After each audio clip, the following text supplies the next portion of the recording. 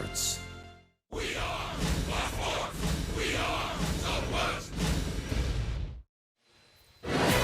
On Friday, offense was the story. The Rangers smashed the A's for 10 runs en route to an easy win. Saturday's pitchers duel saw Yu Darvish allowing only 1 run in 6 strong innings. But Kendall Graveman cut down the Rangers, firing nearly 7 no-hit innings, and the A's won going away. Today, the division rivals meet in the series finale from Globe Life Park.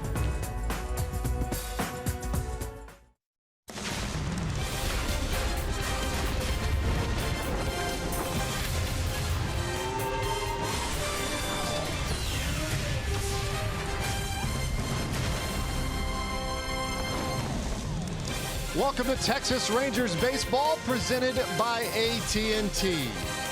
It's one last chance for Rangers fans to catch a game during our season opening homestand. It's also a chance, though, for a series win. Rangers taking aim at the Oakland A's, the final contest of our 3-game set, and we welcome you in the booth. Hello again, everybody. Great to be with you. I'm Dave Raymond with Mr. Ranger Tom Grieve.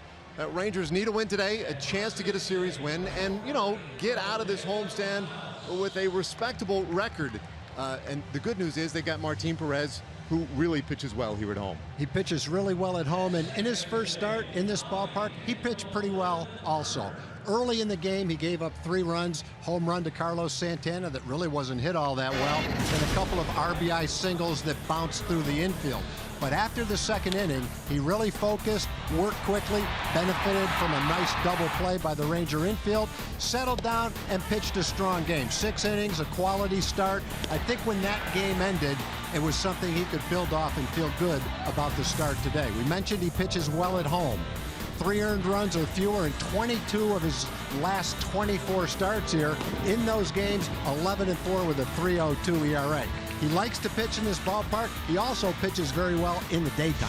Yeah, no, that's a very good point. The Indians, of course, finished that game 0 for their last 11 against Martin Perez, so hopefully he does build on that today. And the Rangers, hey, they finally get to see a left-hander today in Sean Manaea. Sean Manaea was a rookie last year, had a good, solid season for the A's. He pitched 4 times against the Rangers. Twice in Oakland, went really well. In Texas, pretty good, but not quite as well. 8 earned runs in the 2 starts. Hitters for the Rangers that had success that are in the lineup today, Ryan Rua was 5 for 11. Elvis Andrus, 7 for 11. Hopefully those 2 guys will be able to continue it, and the Rangers will have a good ball game against the lefty today. Well, it has been an action-packed and very entertaining opening week to the regular season here at Globe Life Park. Rangers hoping to wrap it up with a win over the Oakland A's.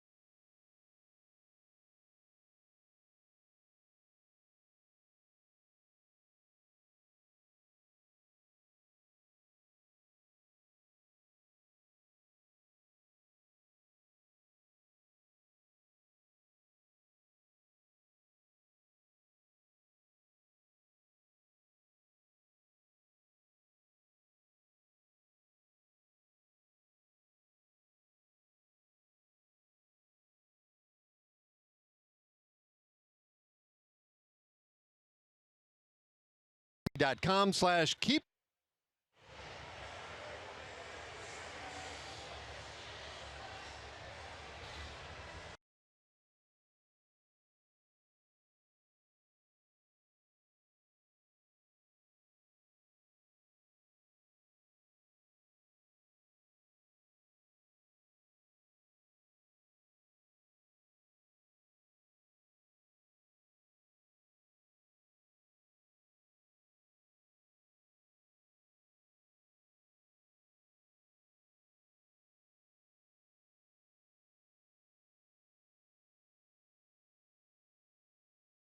Internet. Visit AT&T.com/keep calm to learn more.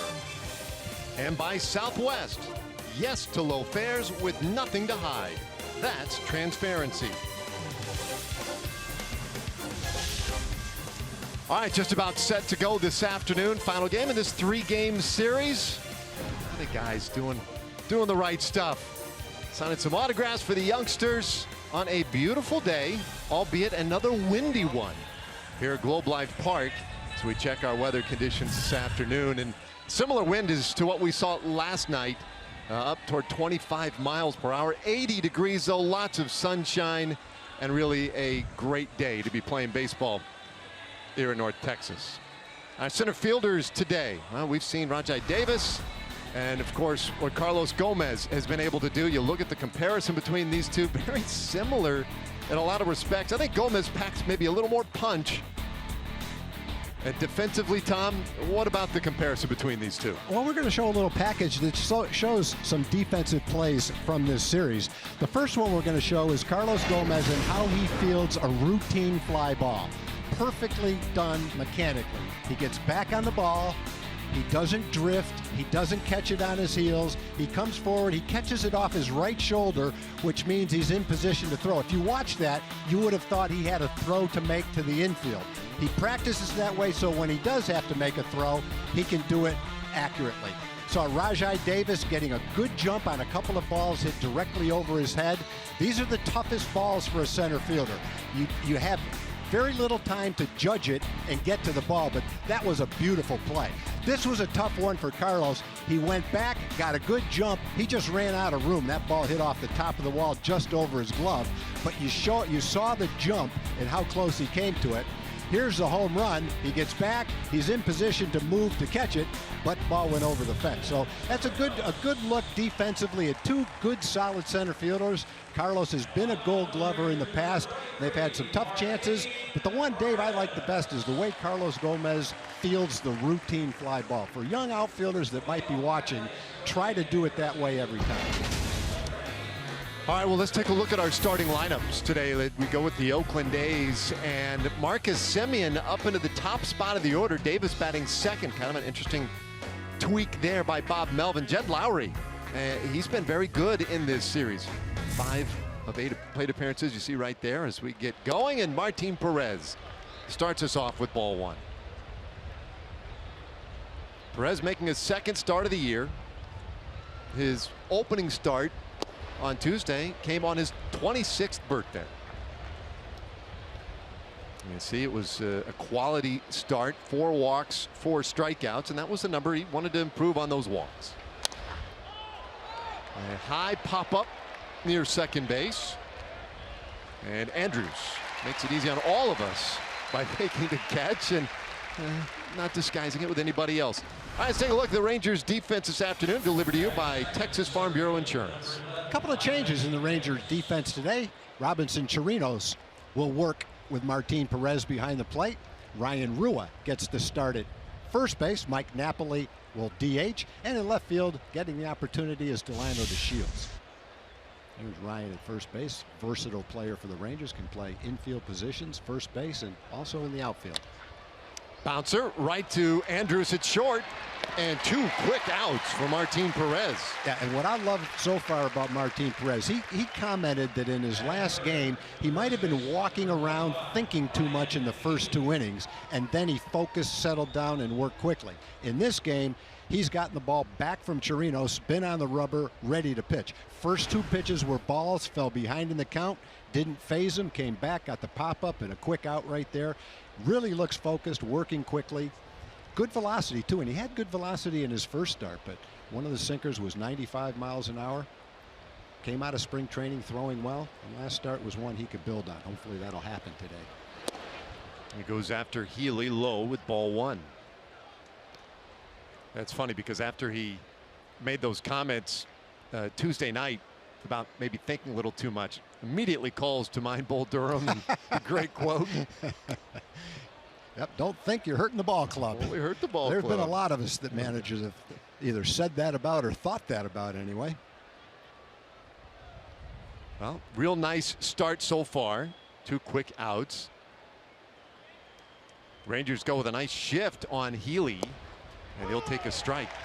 And he's just trying to paint the bottom of the strike zone with a 92 to 95 mile an hour sinker. And when he's missed, it's been slightly low, but right around the strike zone. 2-1 the count. And Healy swings through it. So getting swings and misses, also another good part of the program for Martin Perez. Absolutely. When you see batters swinging and missing at his sinker, that's a very good sign. Shows good location, good movement, good velocity. Exactly what we saw from Kendall Graveman last night for the A's. It's 2-2. And that one's a little in.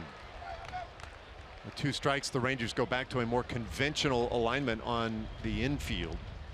Odor back over to the proper side of second base, but still obviously shading Healy to pull the ball.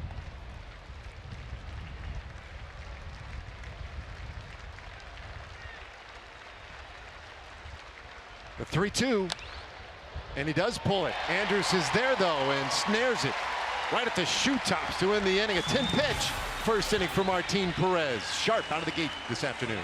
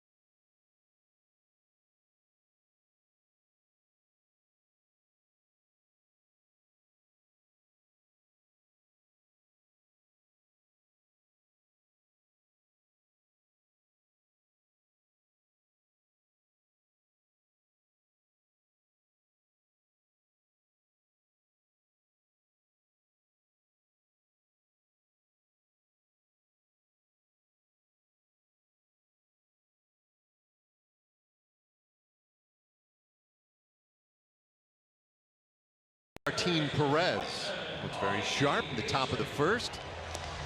Now the Rangers to get after Sean Manaea. Let's take a look. Our Southwest batting order for the Rangers coming in at 1-4 this season. Gomez in that leadoff spot again. Look, it's the first left-handed starter they've seen, so a different looking lineup. Andrus up to the second spot in the order. Mike Napoli got his first home run of the season last night, breaking up that no-no. And he continues to anchor things, batting cleanup. Delano DeShields in at left field for the first time this season. He's batting ninth. Sean Manaea in his second start of the season. And the lefty's first offering misses.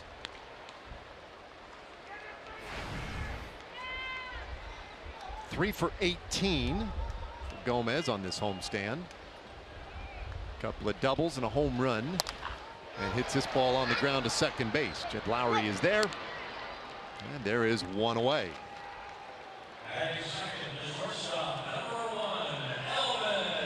Take a look at the Oakland defense and changes today for the Oakland defense. Adam Rosales, utility player, plays almost everywhere, is going to be in left field. Mark Canha is in right field. Ryan Healy's moving over to first base, and behind the plate starting is Josh Phegley. Adam Rosales is a former Ranger. I hope it doesn't happen today, but one of the fun things watching him do is hit a home run, and how quickly he gets around the bases. Makes it look like an inside the park home run. He's a high energy guy. He's a good guy to be around. Fun guy. Enjoyed knowing him while he was with the Rangers. Andrus takes a strike from Sean Manaea, and the lefty gets him to hit one on the ground to short. And Marcus Simeon's been pretty good over there in this series. 2 away. Both starters put it out over the plate and getting the opposition to swing here early on this afternoon. Now, Manaea throws a lot of strikes. He had a first start, similar to Martin Perez. He gave some runs up early and then settled down and pitched a strong game after the second inning. The Rangers saw him 4 times last year. Had a couple of really good starts in Oakland and not bad starts here in Arlington against the Rangers. 6 2/3, 6 innings. Didn't walk anybody in those 2 starts. He's got a little bit of a sidearm funky delivery that I think is tough for the hitters to pick up, so he can be a little bit sneaky. Has decent velocity, good movement. His game is getting ground balls as well. Well, he deals with Nomar Mazara, the guy who's had the real big homestand. It's 2-0. Nomar 10 for 21 on this homestand. Couple of doubles, couple of home runs, 9 RBIs. And last night was the first time this season that he has been kept off the bases. He was 0 for 4. Pretty impressive numbers for the first week of the season.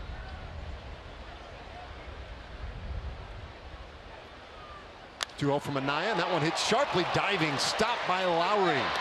And a good stretch at first. Did he keep his foot on? He did.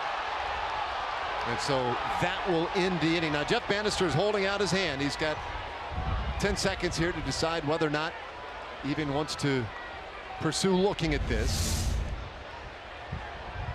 30 seconds now to take a look down in the replay room. Yeah, I don't think they're going to be able to overturn it based on that. He was off the bag right here.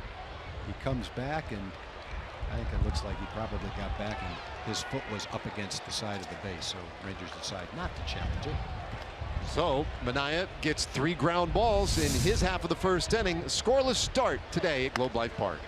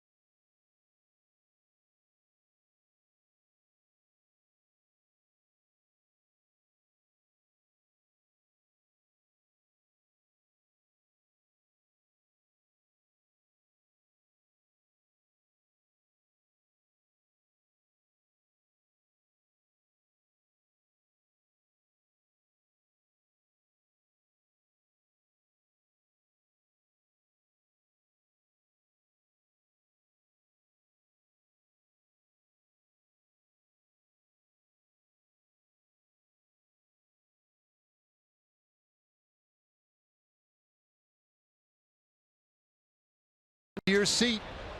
That's the view from behind home plate, up high on a beautiful day here at Globe Life Park. Martin Perez looked very sharp in his half of the first inning, and out of the second we go.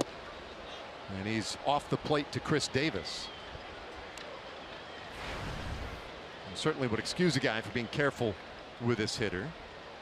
And in fact, I think as far as Martin Perez goes, he has like a double excuse. He has met Chris Davis enough in the past. Davis 5 for 10 against him with a home run. The 1-1. That's strike 2. He's thrown 13 pitches. That's probably the first one that's been up. Every other pitch has been right down at the bottom of the strike zone. Some have caught it, some have missed, but trying to paint that bottom of the strike zone with a 93-mile-an-hour sinker. And definitely keep it down with this guy. 1-2. Did he go? That won an appeal. Yes, he did. Ed Hickox rings him up down at first. So Davis, the first strikeout victim for either team.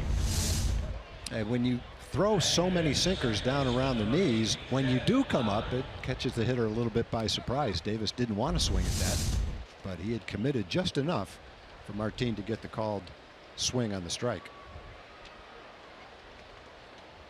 So one down. And here's Jed Lowry, his switch hitter. We mentioned it last night when Lowry was flopped over to the right side of the plate, as he is right now. And a bit of an oddity for a switch hitter that he does hit better right-handed than he does left. 1-1. Yeah, a few years ago with the A's, 2013, Lowry had by far his best year. Had over 600 plate appearances. He hit .290, hit 15 home runs. He also had 45 doubles. Hasn't been able to duplicate that since. But that wasn't that far back where he put up a really solid season. Lifts this ball high in the air out to right center.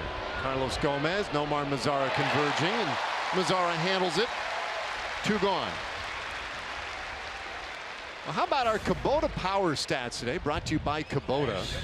Martin Perez at home here in a day game. Look out, 6-0, a 1.66 ERA. That's pretty good. Yeah, he's had the split where he's better at home than he is on the road, and he's better in the day than he is at night. Those last 7-day games were pretty solid. Now Trevor Plouffe, who was in the lineup yesterday but scratched right before the ball game, was a little under the weather, back in there today. That was a nice curveball for a strike after a lot of sinkers, just in case Plouffe was going up trying to time a sinker. And that's a pitch that Martin spent a lot of time working on in the WBC in spring training. Wants to add that as a regular component and a weapon to have to go along with his slider, changeup, and sinker. Good fastball, 94 miles an hour. Jumps ahead again, a ball and 2 strikes. Working with pretty good tempo and going right after guys. 2-2.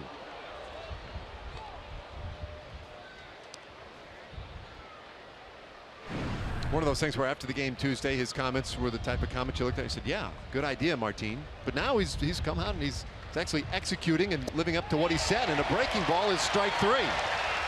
Couple of strikeouts in the second inning for Martin Perez. He's been efficient.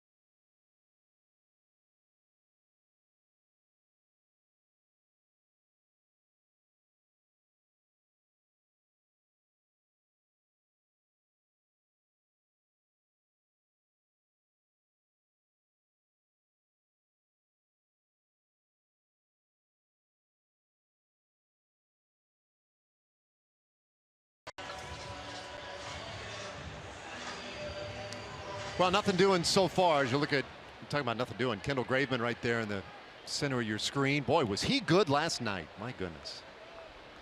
Give up a hit till that 7th. It was very impressive. The Rangers got him late, but they didn't have enough time to do any damage. He was gone after 3 straight hard hit balls to end the 7th. Didn't throw a pitch under, I believe, 88 miles an hour. So all hard sinking fastballs or cut fastballs. The cut fastball was 88 to 90. He probably threw 10 of those. And then the rest of it was 92 to 96 mile an hour sinkers, one right after the other. But what he did was he varied his location, inside, outside, up and down. Pitched a gem, no doubt about it. Yeah, that ball was moving too. His pitch to Napoli very high. It's 3-0. We were struggling trying to come up with some examples of guys who pitched like he did last night, which is to say almost exclusively one pitch, all hard stuff. Talking to Eric Nadel earlier today, the Hall of Fame radio voice of the Rangers, brought up a great example. Kevin Brown. Yeah. Kevin had the same kind of sinker. I think Kevin probably threw. I don't believe Kevin threw a cut fastball, so his other pitch would have been his slider. Didn't throw many changeups. So in the course of a game, if he threw 100 pitches, I'd have to think even when he featured his sinker almost exclusively, there was still probably 20 or 25 sliders. This was Manaea last night in the 7th inning. Pardon me, Graveman got 2 strikeouts, and then it was broken up. Mike Napoli, he did it in a dramatic way, and that made it a 1-run game. Now the 3-2 to Napoli, and he strikes out swinging, 1 away in the 2nd. Manaea looked like he threw him a slider, kind of stayed up and away. Got the swing, not sure it was a strike. Borderline pitch, up and away near the zone. You can see the spin on it pretty good from that point. That'd almost have been a backup slider. Well, he's retired the first 4 this afternoon. And it brings up Rougned Odor, 7 for 18 this first week of the regular season.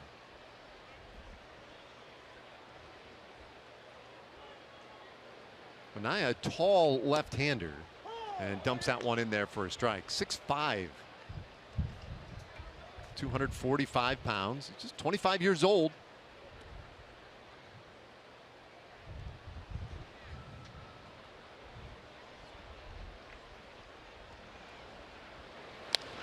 Odor smashes one out to right field, heading into that corner, but held up by the wind, and Healy, pardon me, Kana, able to get there and make the play. Yeah, I think there's been a game played where that would have been a home run, but it really appeared like the wind knocked that ball down, and it was to the right of the home run porch. I think the wind would affect this one even more than one hit at the home run porch, because you got that little opening. It looked like he hit it well enough, not his best shot, but well enough to go 350 feet had the wind not blown it back. At least that's the way it appeared from this angle, and judging by Rugned's reaction to it, I think he probably felt the same way. So now Ryan Rua, and good to see Rua getting back-to-back starts. Yesterday, Rua in the lineup in left field. Today, in the lineup at first, getting some consistent at-bats. Count 1-1. Yesterday 0 for 3.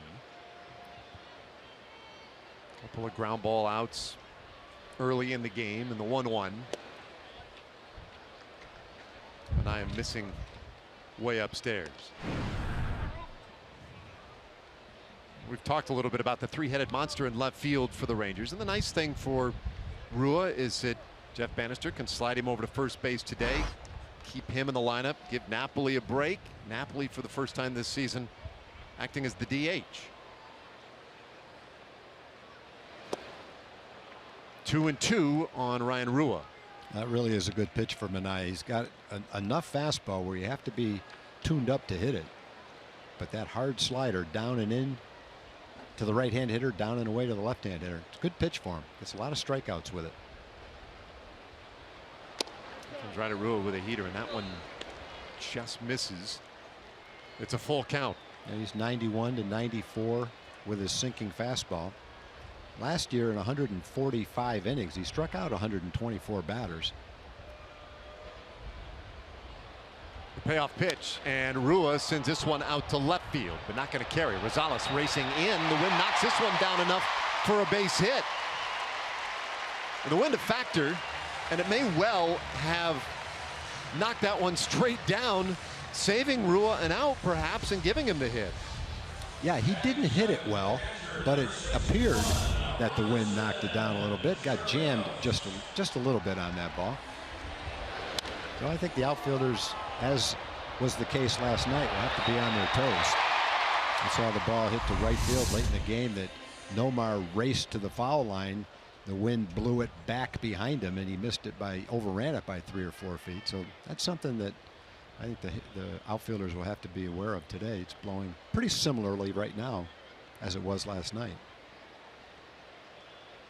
Robinson Chirinos, and he lines it into left field. First pitch swinging. Chirinos' first hit of the season. Rua out at second base now. Rangers have a couple of base runners.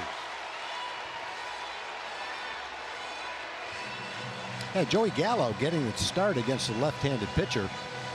Well, some people might look at the Rangers roster and say, well, Jurickson Profar has played third base. He's a switch hitter. Wouldn't you rather have a right-hand hitter against a left-hand pitcher? But the problem with that is Jurickson has struggled swinging the bat right-handed. And so I think with Joey Gallo, what you're looking at right here is a guy that with one swing of the bat has a chance to hit the ball out of the ballpark, and you'll take your chances with that. And it allows Joey to stay in the lineup, continue to develop, get his at-bats. Manaea checks his runners, and Gallo swings, hits this one deep out to right field, and gone! A 3-run blast for Joey Gallo. Rangers on the board first. Good call, Tom. I think that's exactly what Jeff Bannister said to himself. Since Jurickson, the right-hand hitter, has struggled against lefties anyway, let's go with the youngster and the power, and maybe Manaea will throw him a good pitch to hit. And it looked like Manaea hung his slider. If he throws it hard down and away, that's one thing, but it looked like, we'll get another look at it, it looked like that slider hung up out over the plate, and Joey tattooed it into the seats in right field. 2 swings. Robinson Chirinos with a line shot. Next pitch, hanging breaking ball, home run, 3-0 Rangers after 2 were out, nobody on to start the inning. Now to Shields, and he thinks about it. It pulls back at ball 1. Delano batting 9th today for the Rangers. It's the second game in which he has played. And this time he offers. It's 1-1. I like it, though. The corners come crashing, but he's committed to that bunt concept against Manaea. With a left-hander, I think what he's saying is, if I bunt the ball towards second base, even if the first baseman, Healy, is playing in and fields it, I can beat him to the bag, and I also, because the pitcher will fall off a little bit toward third base, I can beat him to the bag too. 1-2 the count. Take another look at the home run. Yeah, there's a hanging slider right in the center of the plate and right in his wheelhouse. Well, that's kind of what you're looking for as a hitter. Got a pretty tough lefty out there. You know he's got a good slider, but make a mistake, that's the one you have to take advantage of. Don't want to miss that one. Joey definitely didn't miss it. Well, got to be very happy with the way he has started. Couple of home runs now, 5 RBIs. He's walked a little bit. Getting a chance to play every day. Today was a day where Adrian Beltre was eligible to come off the disabled list, and a breaking ball for strike 3 called on Delano DeShields. So the inning is over. But the Rangers strike first this afternoon. Joey Gallo with his second big bomb of the season. It's 3-0.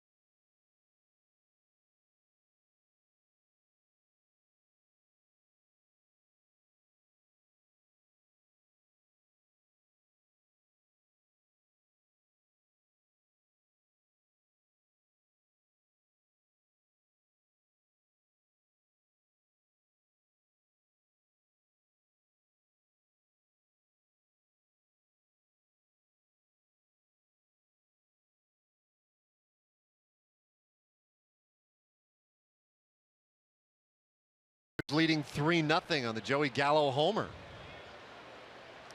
How about this? Only the Brewers, with more players having hit a home run at this point of the season, they have 7 guys who have left the yard. But the Rangers and many others tied at 6. And now the bottom third of the order for Martin Perez. Marcana, who's 0 for 9 this year, and he takes a strike. And the Rangers came into the game tied for the major league lead with 9 home runs. Tied with Oakland and Washington. Not sure what's happened in Washington, but they obviously got one more now than the A's.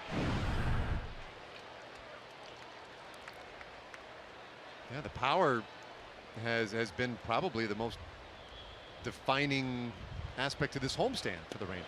Very high. 1-2 the count to Kana. Another interesting note that John Blake had, or Rich Rice, 3 of the 9 youngest position players in the American League who have appeared in a game in 2017, 3 of the 9 are Rangers. Mazzara, Odor, and Gallo. So 3 of the 9 youngest position players are Rangers, and between the 3 of them, let's see, Mazzara has 2, Rugi has 3, 2. 7 of those 9 home runs have been hit by 3 of the 9 youngest position players in the American League. That's a very nice sign. It's interesting too, because you take a look at what they have done, and I mean, that's a lot of youth. When you talk about playing the Oakland A's and you say, well, yeah, you know, these 2 teams, a lot of young players, you would assume, most people would assume that the young players would be with Oakland. Tapper short. Andrews with a good charge, takes care of Kana. Yeah, I think when you look at the Ranger ball club, most outside observers would say, well, that's a veteran team. You've got Beltre, you've got Lucroy, you've got Elvis, you've got Carlos Gomez. They're kind of a veteran team, but the key to any good team being a good team over time is, in addition to the veterans, you got to develop young players. So when you start talking about the 3 young players we just mentioned, Gallo, Odor, Mazzara, you're talking about 3 guys that can be cornerstone players in the future for the Rangers. So you're built to win now with a good assortment of veteran players, but also when you have 3 young players like that, you're also geared up for the future. So that's kind of the best of both worlds. 1 strike pitch to Fagley, and this one lifted out to right field. Mazzara into the shadows. 2 gone. Time for a Chevy game break. Let's find John Radigan.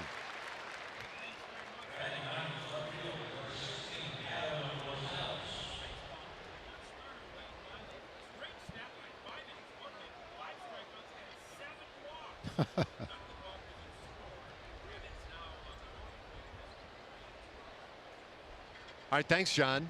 That is a weird line. That is a weird line. 7 walks. It was funny because walks have been a big part of the conversation this week here. And the first pitch to Adam Rosales misses for a ball, and so I just thought I'd go through the team stats today to see, you know, how the Rangers stack up that way. 2-0, and you know, and I know fans have been real happy with some of the walks. Man, it's not even close. When you look at what some of the other teams are doing and the walks allowed, like the Royals, they've allowed 28. 26 by the Astros. The Rangers have issued 30 walks as a pitching staff. Pardon me, 20 during this homestand. Not to excuse it, but boy, there's some other teams out there really struggling to find the zone. Astros must be covering up those walks with some double plays or a lot of outs with men in scoring position, because they actually haven't given up a whole lot of runs in a lot of their games. I love that last pitch that he threw at 93 miles an hour, and the way the Rosales swung at it almost looked like a changeup, but it was a 93 mile an hour tailing sinker. It almost looked like he was fooled on it because of the movement that it had. And there's the first walk this afternoon. So Rosales takes his base. As always, hustling down the baseline, and he is aboard as we turn the lineup over for Marcus Semien. And this is a point where, if you're Martin, you have to refocus, and not think too much and not let that bother you emotionally. You've got 2 quick outs. You got the 9th place hitter up there. Obviously, that's not a guy he wants to walk, but fine. He's walked. Now bear down and get Marcus Semien. Don't lose your concentration. Don't let your emotions get carried away because of your disappointment with the walk. Now, Martin, coming up as a Ranger, had been the Rangers' top minor league prospect for several years in a row, and he was always the youngest player, and in a couple of cases by quite a margin, in the minor leagues that he was playing in. So even though he was very talented, he was not experienced for the leagues he was playing in, and he was trying to develop, and not just physically and on the mound, but also emotionally, to be able to counteract disappointment when things don't go his way on the mound. That's been something he's trying to overcome for a long time. So when you look at as long as he's been around, he's still only 26 years old. Threw almost 200 innings last year, had a solid year. So he's kind of right on track to be exactly the pitcher the Rangers hoped he would be. Good changeup right there. And just because a guy's a top prospect doesn't mean that everything falls together when you're 21 or 22 years old. Sometimes it takes a while. He's working on it. I think he got a lot of confidence in the WBC from being around Felix Hernandez, who complimented him with his sinker and said, feature it. It's a great pitch. It's 1-1 to Semien, a little tight. And that was Jeff Bannister's thought too, was that time with Felix Hernandez, to the point you were making, is he said, I hope that what he really took from Felix was how to control those emotions. Yeah. And how to stay cool, not panic when things aren't going your way. 2-1, and that one's ripped right by first. Base hit for Marcus Semien. Heading to third, Rosales. Men on the corners with 2 out. Nice job of hitting by Semien. Got a fastball, tailing fastball up. And he went the other way with it. Hit it sharply past first. Got a good look at it right here. Pitch away. Exactly what he was trying to do. Go away. Hit it to the opposite field. Okay, so you've had the 2-out walk, had a base hit, tough situation. Put that behind you, bear down, and get Rajai Davis right here. Now Perez, for the first time today, working with some base runners. Set down the first 8 he had faced. In fact, Davis, as I recall, was on 1 pitch. First pitch he saw, he rolled out to short. You can hear that wind, and we've seen it be a factor early on here this afternoon. And on the corners for Martin Perez.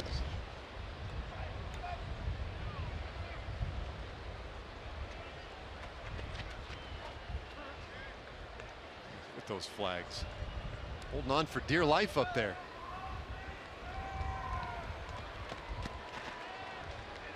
Davis had a good day yesterday at the plate, a couple of doubles. And a sac fly in his 4 trips to the plate.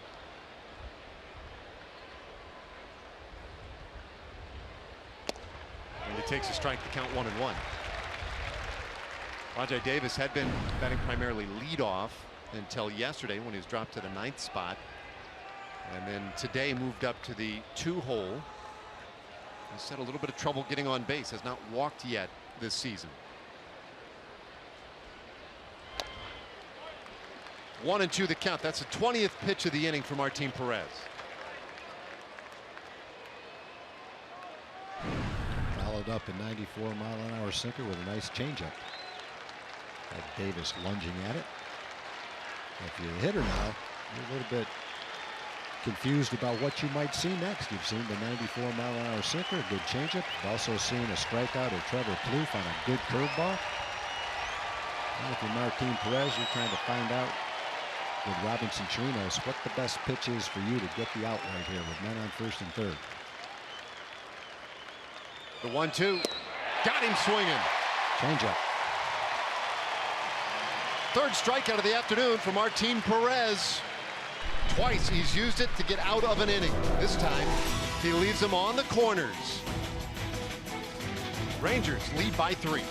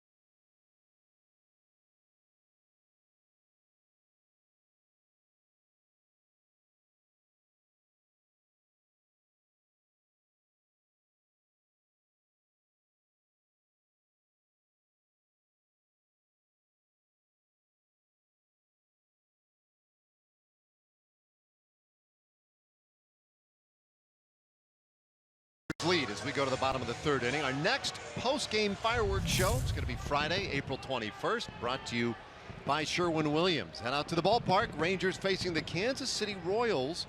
And stay after the game for a fireworks show. You can get your tickets at TexasRangers.com by calling 972-RANGERS. First pitch right into the hip of Carlos Gomez. The Rangers have the lead man on in the third. The shortstop, Elvis Andrus.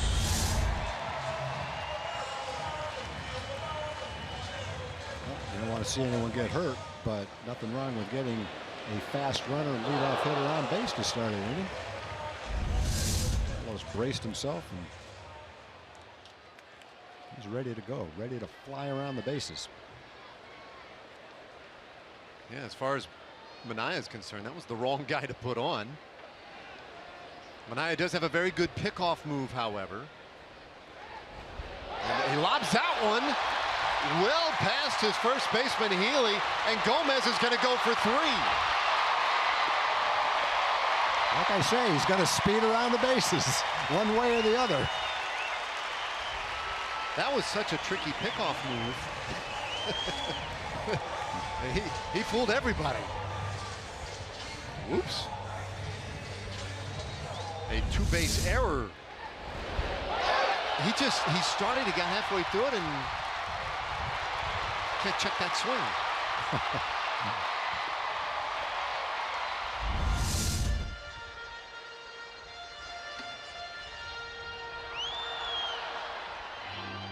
Well, there you go. So a hit batter, a two-base error. And so the infield will have to come in, and Elvis Andrus, who has feasted off of Sean Manaea in their head-to-heads, steps in. Andrus 7 for 11 coming into today's game. Now, he did ground out in the first.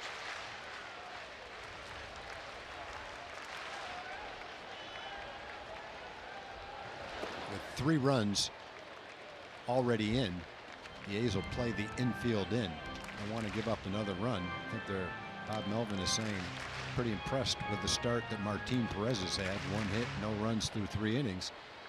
Based on that, I don't want to give up another run. Can't afford to play back, play it safe, and maybe give up a run. They're trying to cut the run off or keep it from scoring anyway. 2-0 to Andrus, and he has missed with all 3.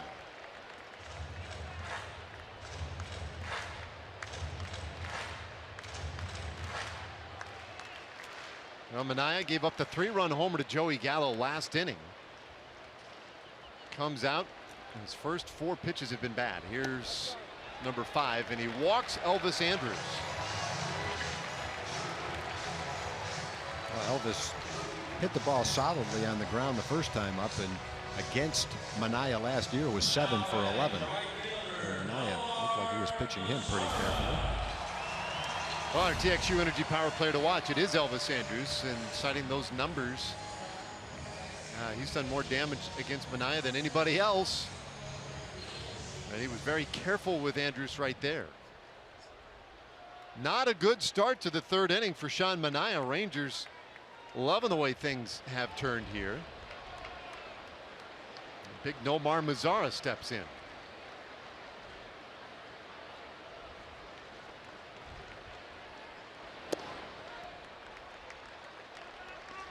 Hasn't thrown a strike yet this inning.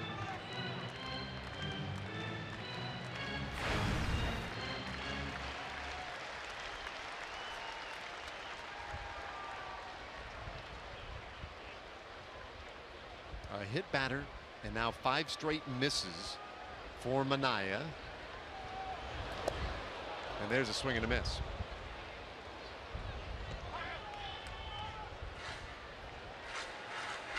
And that was a pitch that likely would have been called a ball. You can see though, Mazara, when he's been up in these spots and he's got Gomez down there at third,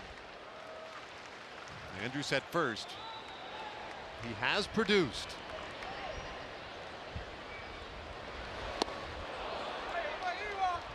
One and 2. I think that's the other thing too about Mazara is the way he has handled left-handed pitching. Spring training and then early part of this year. It's looked okay in there.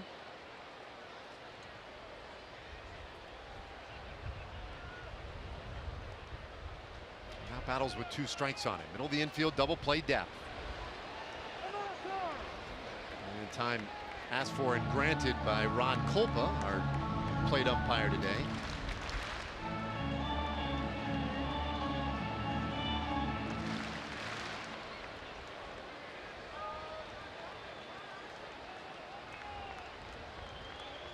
A good start to a potentially big inning. 2-2. Andrews going on the ball in the dirt, and he's in there easily. Wild pitch. Well, he had such a jump on that ball in the dirt, it almost looked like a stolen base attempt. Second that ball hit the dirt, Elvis was gone. Elvis has great instincts on the bases. Watch how quickly he takes off when that ball's in the dirt.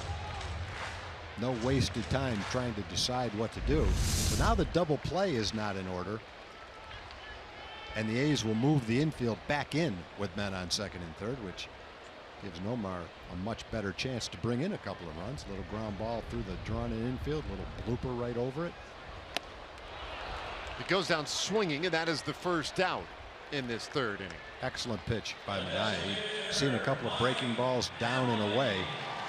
Everything down, everything away until this pitch. And then it brought that more toward the inside part of the plate with good movement. And got Nomar to swing at it. So big out with nobody out. Second and third for Manaea against one of the hottest hitters in the league. Napoli 0 for 1, struck out in the second inning.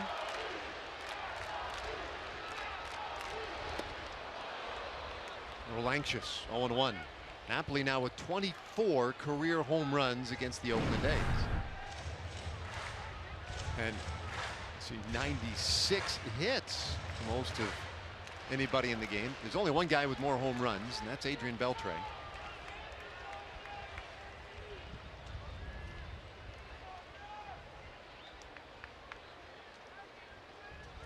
Manaea's 40th pitch of the game, and it's in the dirt.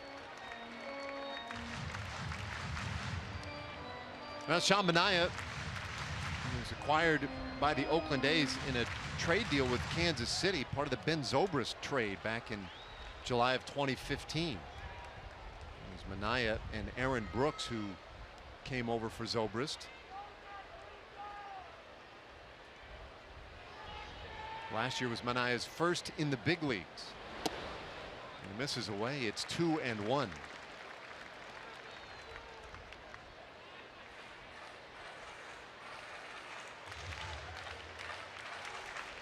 Napoli had the big hit last night, the home run to break up the no-hitter, but still looking to get him going.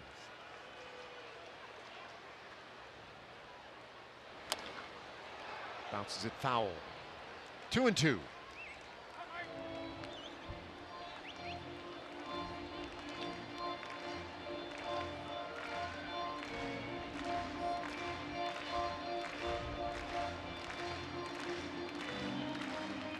Well, a great day today. A lot of families out here. Young lady leaves with a souvenir.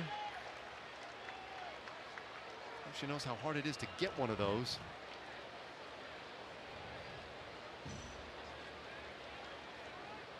Two-two.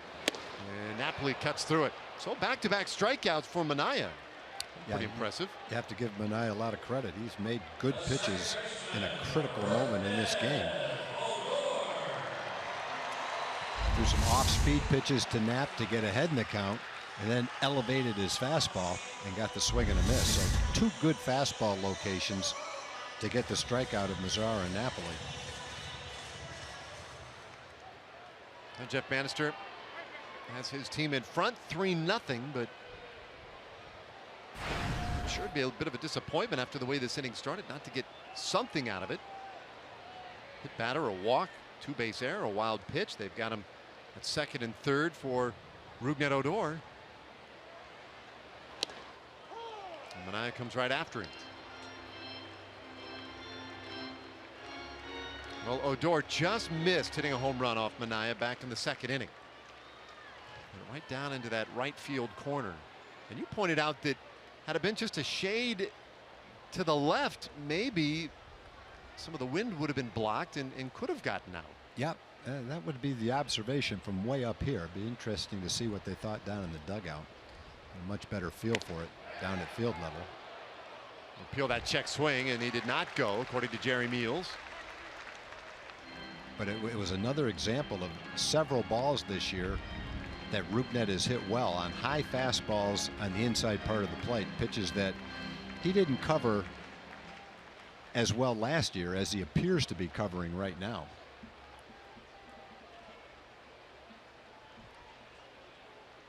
Boy, if you're going to throw him a fastball, better keep it in. Yeah.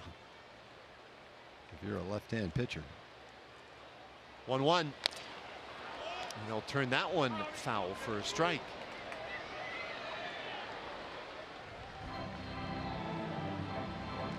Another youngster who leaves with a big smile on the face today. That's awesome. That's why you bring the glove. You got that extra little reach, able to make the play. Yeah, if you're down close to the field, say it every year, game after game, bring a glove and maintain your concentration, because when you least expect it, they can get to that area in a hurry. I don't want to see anyone get injured. Bring your glove and be ready to use it. Second and third here, 2 out. Manaea gets Odor to swing and miss. Begley picks it up, goes down to first to complete the strikeout, but the inning is over. Sean Manaea strikes out 3 consecutive hitters after getting himself into some trouble on this windy day in Arlington.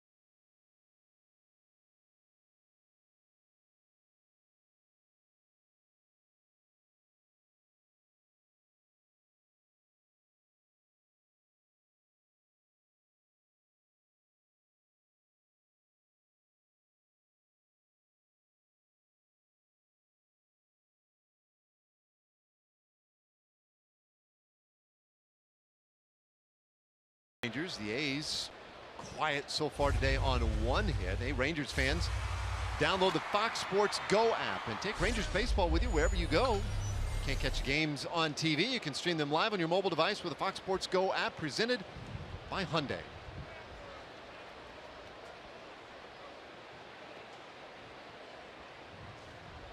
Well, 3 innings in the books. And Martin Perez faced the 3, 4, and 5 hitters for Oakland in this 4th inning. He's looked pretty good so far. 3 strikeouts, 1 walk, 1 hit allowed. And they got Healy on that line out to end a very quick 1st inning.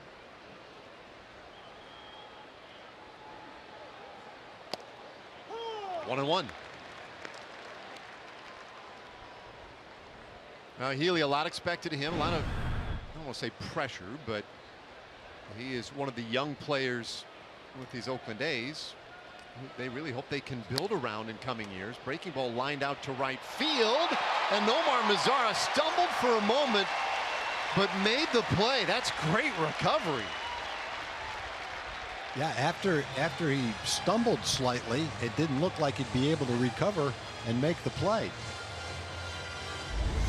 Healy went the other way with a breaking ball. Looked like a base hit. Here comes Nomar, and he's able to make a nice play. Stayed right with it, took it right off the ground.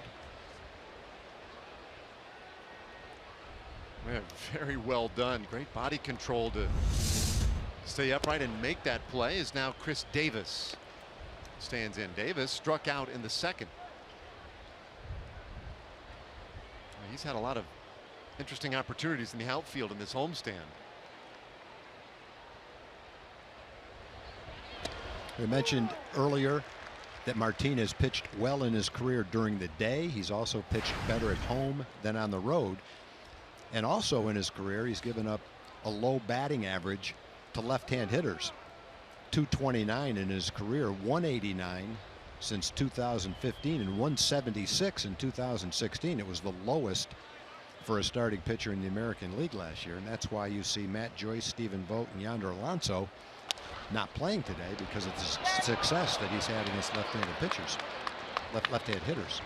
Tough chance down there at third base for Gallo, and Davis is aboard with one out here in the fourth inning. We check in with Emily Jones. Yeah, guys, time for the progressive fan of the game, and today's is one of the smaller fans in the house tonight. Who is this? Abigail Pequeño. Abigail Pequeño. She is 6 months old. That, in my opinion, is deserving to be a new Ranger fan this young, deserving of the progressive fan of the game. I don't think she can carry the bag, so I'm going to give it to Mom, who just happens to be from my hometown of Plainview, Texas. So double points for this family, guys. Very nice. That's awesome. Thank you. All right, Jed Lowry jackknifes out of the way. Ball one. Chris Davis on at first for the Oakland A's on that infield hit to third. And so in addition to pitching well at home during the day and against left-hand hitters, he's also very adept at getting a ground ball double play. Look for that right here. Yeah, led the big leagues last year with 36 of them.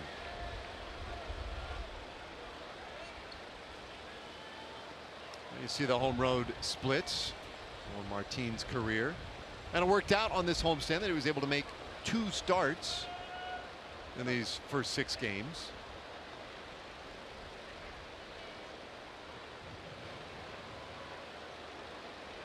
It'll be interesting to see if there's continual carryover into this season, or if he makes the adjustments on the road as well. There's ostensibly no reason why you would pitch differently one from the other. No, I would say over time, and hopefully it's a nice long career for Martine, you'll see a guy who continues to pitch well at home and also starts to pitch very well on the road. I think you're looking at a guy that's in a position poised to develop, to break through, and become a really solid starting pitcher in the major leagues for a long time to come. Be surprised if that's not the case. Trying to work in on Jed Lowry, and it's 3-1. And Robinson Chirinos takes a moment to head out there with Martine. These two have been paired in both first 2 starts this year.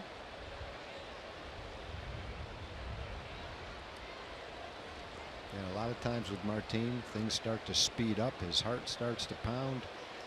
Can be upset with the location of his pitch, and it tends to get away from him a little bit. In the 3rd inning, he came back after a 2-out walk that he wasn't happy with, and a single, 1st and 3rd, 2 outs. He got a big strikeout to end the inning of Rajai Davis. Now in a 3-1 count, trying to do the same thing here in the 4th inning. Up and away. So he puts Lowry aboard, 2 men on with 1 out here in the 4th inning. Only T-Mobile lets you stream, post, and share all things MLB. T-Mobile One, unlimited data means unlimited baseball.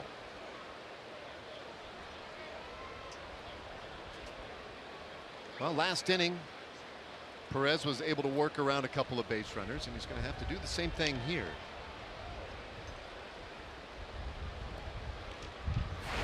Goes back to a point you made a moment ago, and that is that the double plays have helped him out a lot. Last year, that was such a huge part of his game. See if he can get Plouffe to help him out here. That one lined out to left field, but DeShields is there, 2 away.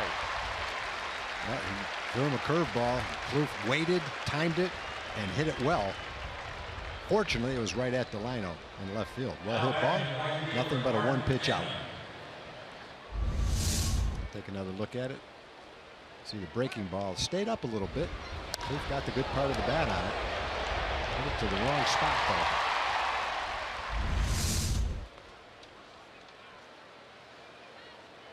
Lano not only made the catch, then the quick reaction to try and get it back to the center of the diamond. Maybe get Davis a little too far off second base. Chris Davis alertly got back in there well ahead of it. Now Mark Canha, who is 0 for 1 this afternoon, grounded out last inning.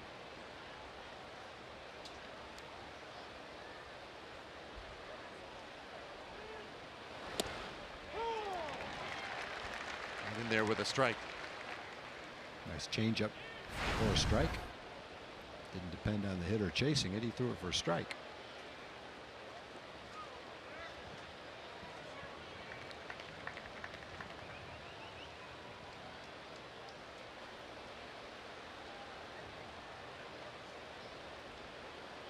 Well, part of the maturation of any pitcher, of course, is figuring out how to navigate a lineup when you don't have your good stuff, or in the case of Martin Perez, looks like his stuff's just fine.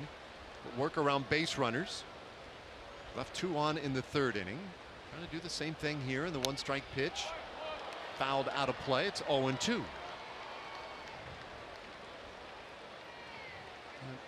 Martin's not a big strikeout guy, but he has made decent use of it today. 3 strikeouts so far this afternoon, and the last 2 have ended innings.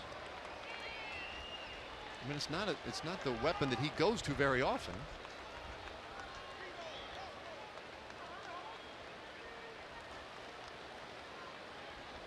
Here's his 0-2 though. It's a little bit tight.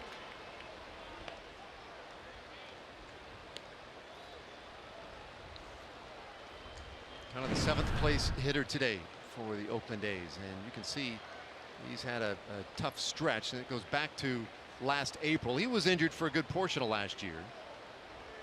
Hitless in 10 tries this year.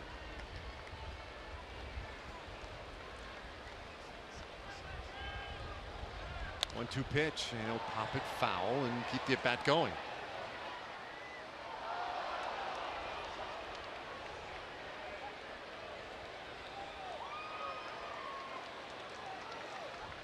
You know, Martin got off to a nice quick start. This will be his 60th pitch of the afternoon. And taking a little more time between pitches to gather himself.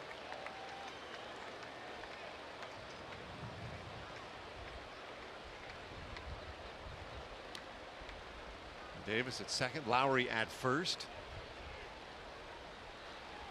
Pitch to Canha, got him swinging. Good changeup. So for the 3rd inning in a row, strikes out the final batter he faces. Ryan Rule, he got it started back in the 2nd inning. He'll lead off the 4th.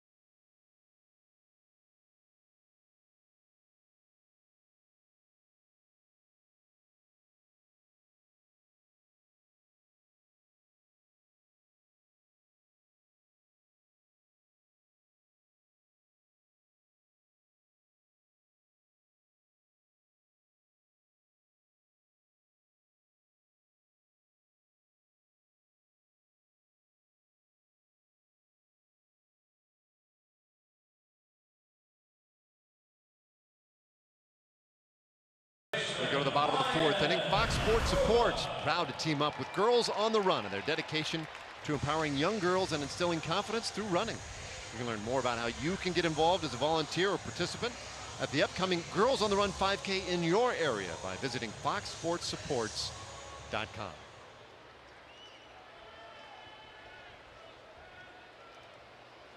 Ryan Rua to start things off here with the bottom of the fourth. Then Robinson Chirinos and Joey Gallo.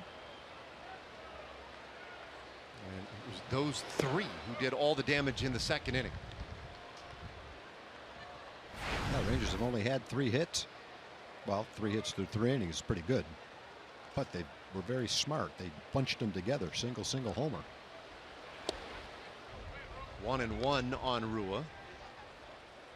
Rua now a .500 hitter against Sean Manaea. He's 6 for 12 against him after that single in the second.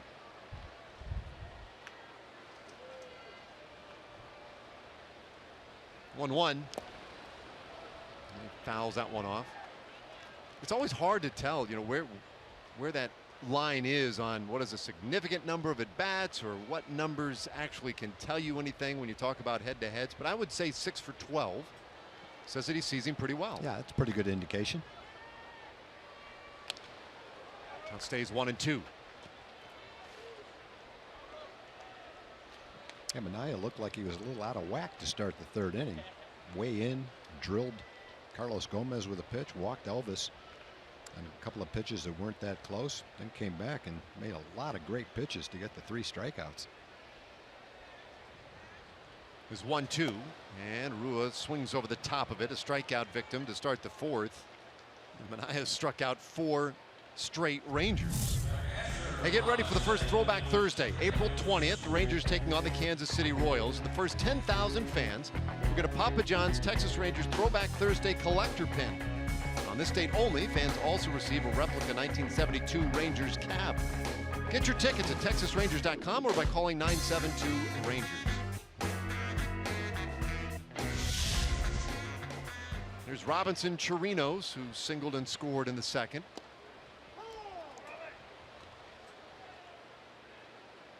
That was the first hit of the season for Robbie. Second start he's had this year.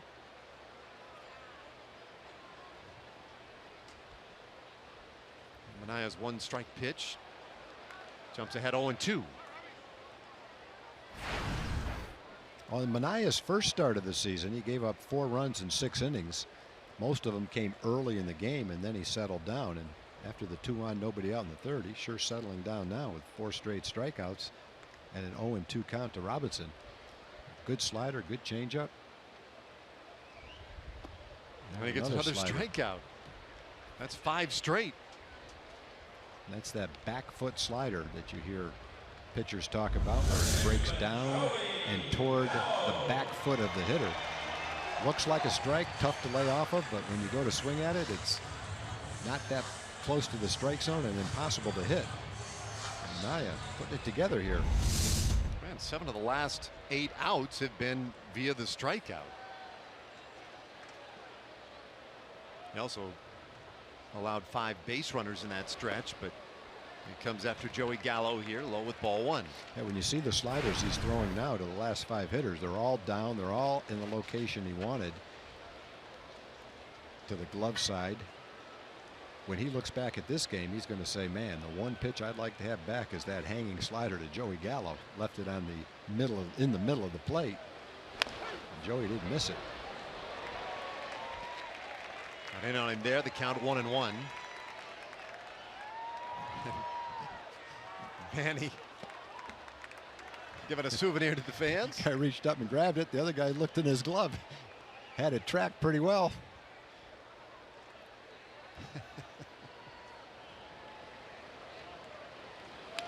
Oh boy, had a good swing at that pitch. Fastball, good fastball, 93 miles an hour. Pretty much the location that Manaea wanted, and Joey just missed it. Great swing.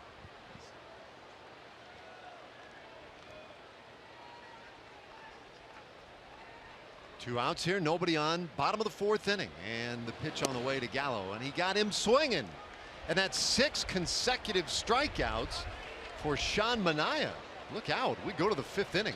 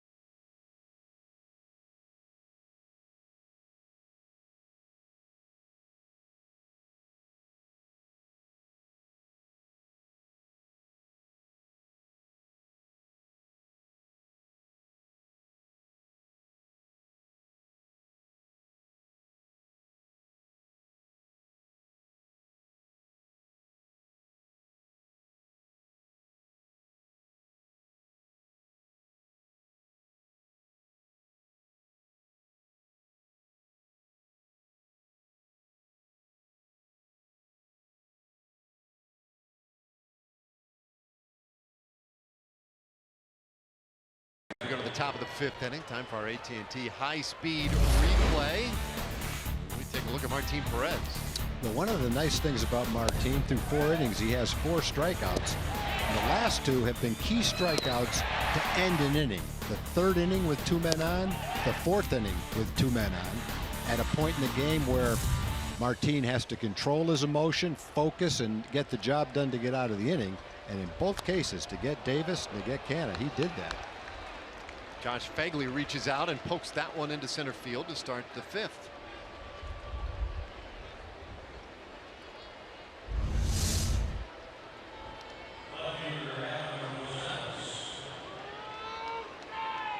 And not all that hard a hit ball. I guess you have to call it a line drive. I wouldn't guess the exit speed was all that high on that one, but it was well located. Missed it by that much. It was right there. Here's Adam Rosales. And he takes one a little high. Rosales walked in the 3rd inning. He was the first base runner of the afternoon for Oakland.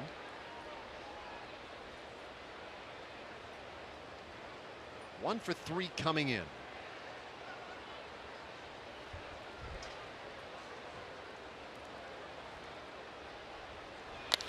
Hits this ball hard up the middle. That's a base hit.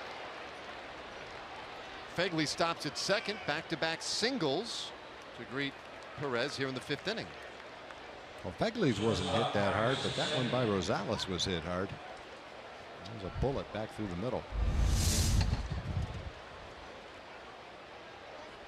You can tell the difference on the first one. Martin had a chance to move his glove toward the ball and almost catch it. This one, the only thing he can do is make sure he gets out of the way of it. Well, I don't have the mental abilities to do this in my head quickly, but I can tell you this much. The bottom 2 spots in the order, whether the Cleveland Indians or now the Oakland A's, they have just been a terror. They continue to get on base. They continue to score runs. I'm just flipping through my book here. I see a lot of filled-in diamonds and a lot of walks and base hits. Well, that's the key to a good lineup, is to have success all the way through the lineup, not just have the successful hitters bunched in any part of the lineup, but lineups that are able to score runs and get the job done are pretty solid in the bottom of the order. We've seen that be true for Ranger teams going way back when Kevin Elster knocked in close to 100 runs batting 9th. Seen Elvis last year hit 300, hitting middle to the bottom of the lineup. So very important to be able to be consistent inning after inning, to have good hitters throughout your lineup. 0-2 the count to Marcus Semien, who does have a hit today. He's 1 for 2. Yeah, those bottom 2 spots today for Oakland. They are 2 for 3 with a walk. 0-2 pitch, and Semien down swinging. Another strikeout for Martin Perez. He used his changeup, got ahead in the count. Semien a little bit over anxious, chased that changeup down and out of the strike zone. Martin has an excellent changeup. Looks just like his fastball, only it never gets there.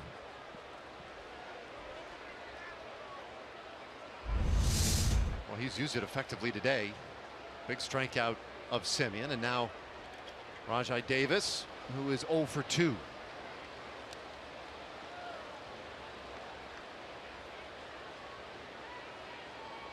Corners are in, and a spin and a throwback to second. Rangers had nice timing on those plays at second base.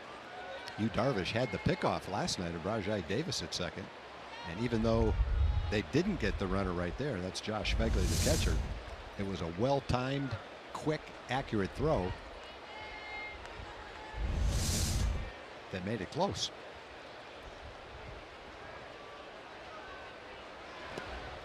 This one in the dirt for a ball to Davis. Davis 4 for 24 coming into today. Back with the Oakland A's after quite a year last year with the Cleveland Indians,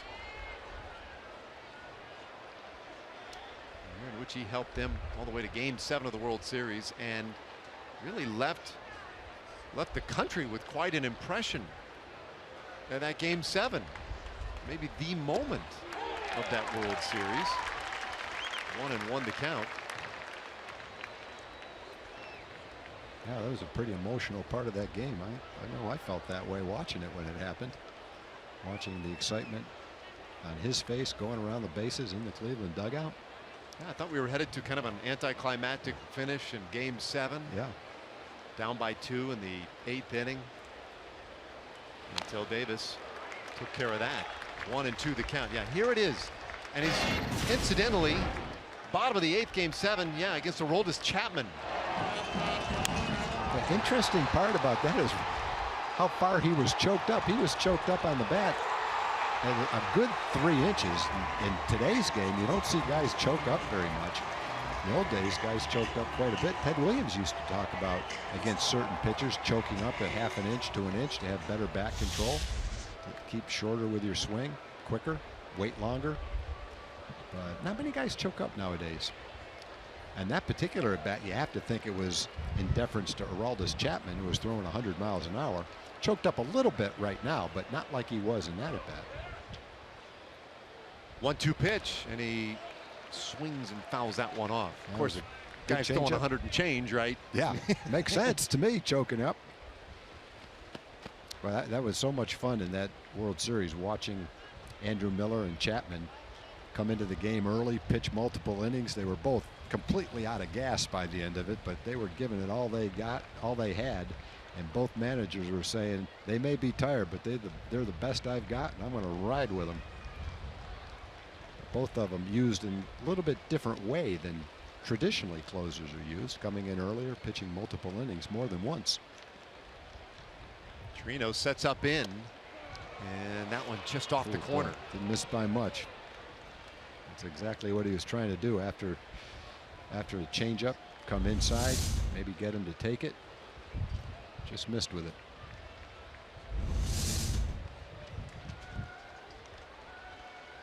Well, 5 strikeouts so far today for Martin Perez. And a 2-2 to Davis, and that one's fouled off.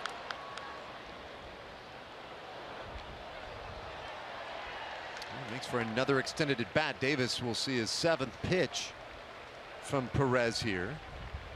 Fagley at second, Rosales at first. Back-to-back leadoff singles, or back-to-back singles to start the inning anyway. And Simeon struck out.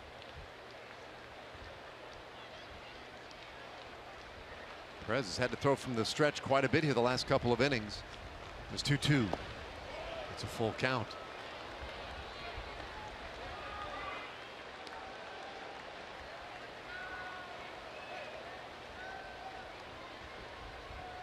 A couple of walks, 5 Ks, the 4 hits allowed.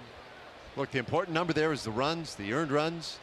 He's kept him off the board, but he has been in a little trouble last couple of innings.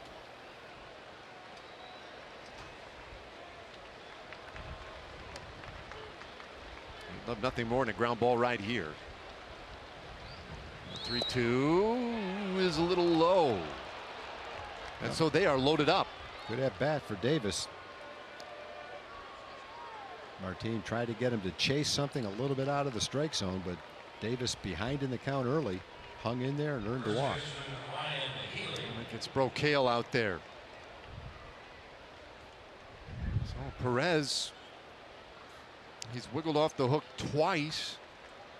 Got himself into some pretty good trouble. This is the biggest jam he's been in yet. No room for error here. And a very difficult hitter, Ryan Healy, coming up. And Healy had the line out his first time up, and then hit a pretty deep fly ball to right field in the 4th inning.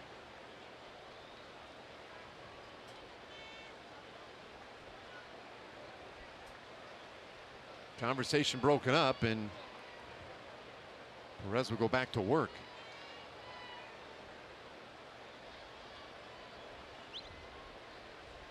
You see it, he was really efficient early on. Had to do some work in the 3rd and 4th, and he's got a ways to go here in the 5th.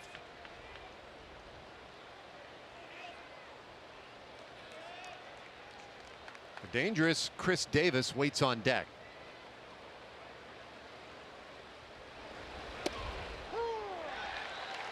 Got the call on that one. Very similar pitch to the one Rajai Davis took for a ball. That one looked like might have been a little bit off the plate. Yeah, perhaps a break right there for Martin. Healy didn't like it much.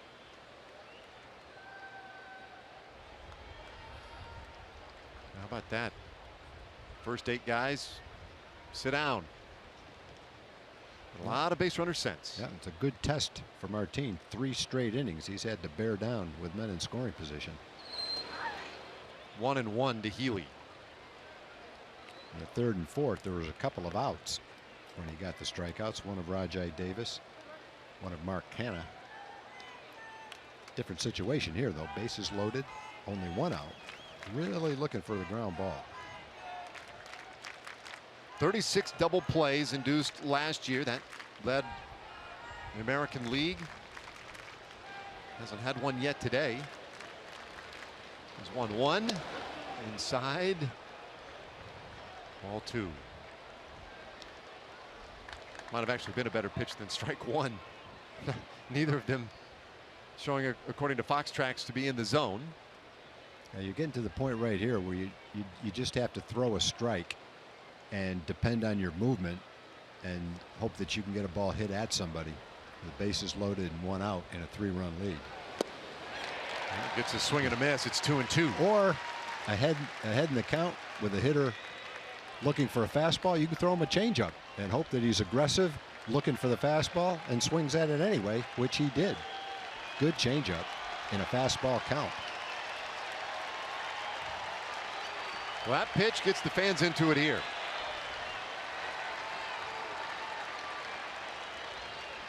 The 2-2. Oh boy. Tried to make a perfect pitch right there and kind of hung on to it a little bit too long. All right here. You throw a strike, take your chances. You don't want Chris Davis coming up with the bases loaded and 1 out. You pointed out the changeup several times today. I wonder if he'd go to it again right here.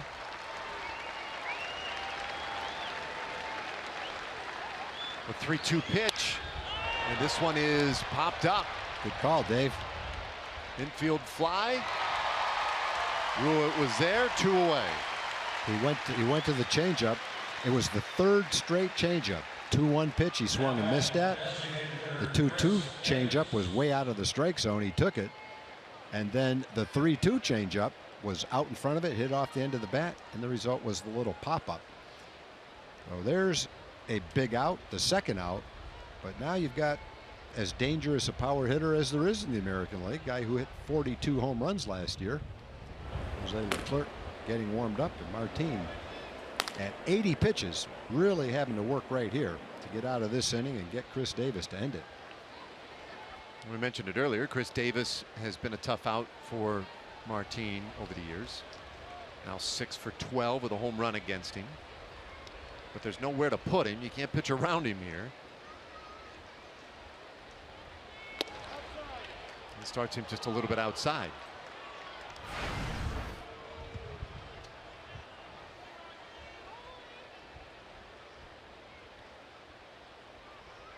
Well, he has been the tough out for the Rangers the last year and change now. Martin looking for a little Houdini act in this 5th inning. There's a high strike. 1-1. He's still displaying good velocity. He's packed 82 pitches into 4 2/3 innings, but still with a 94-mile-an-hour fastball.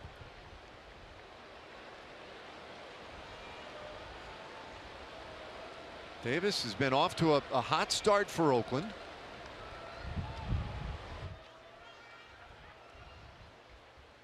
A 1-1 and a big swing and a miss. Wow. He saw the curveball all the way, but it didn't break much. And it almost looked like a changeup the way he swung at it.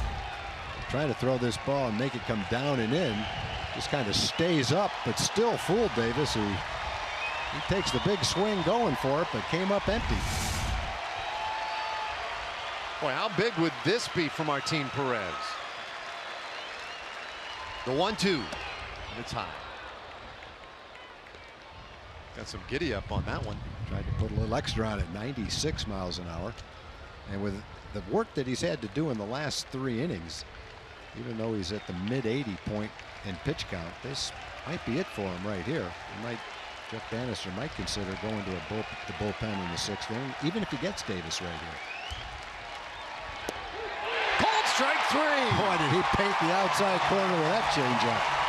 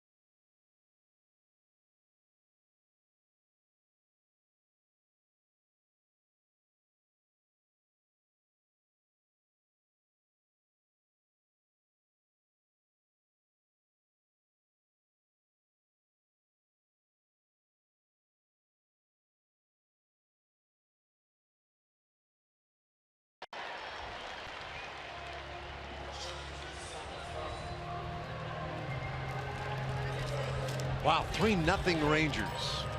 And they have gotten a big blast from Joey Gallo. And a good pitching today for Martin Perez. The Rangers will take on the Kansas City Royals Saturday, April 22nd. It's a 7:05 game. Fire up the grill because the first 15,000 fans 14 and older will be treated to a Rangers barbecue die-cut spatula courtesy of Lynx. Go to TexasRangers.com or call 972-RANGERS to get your tickets today.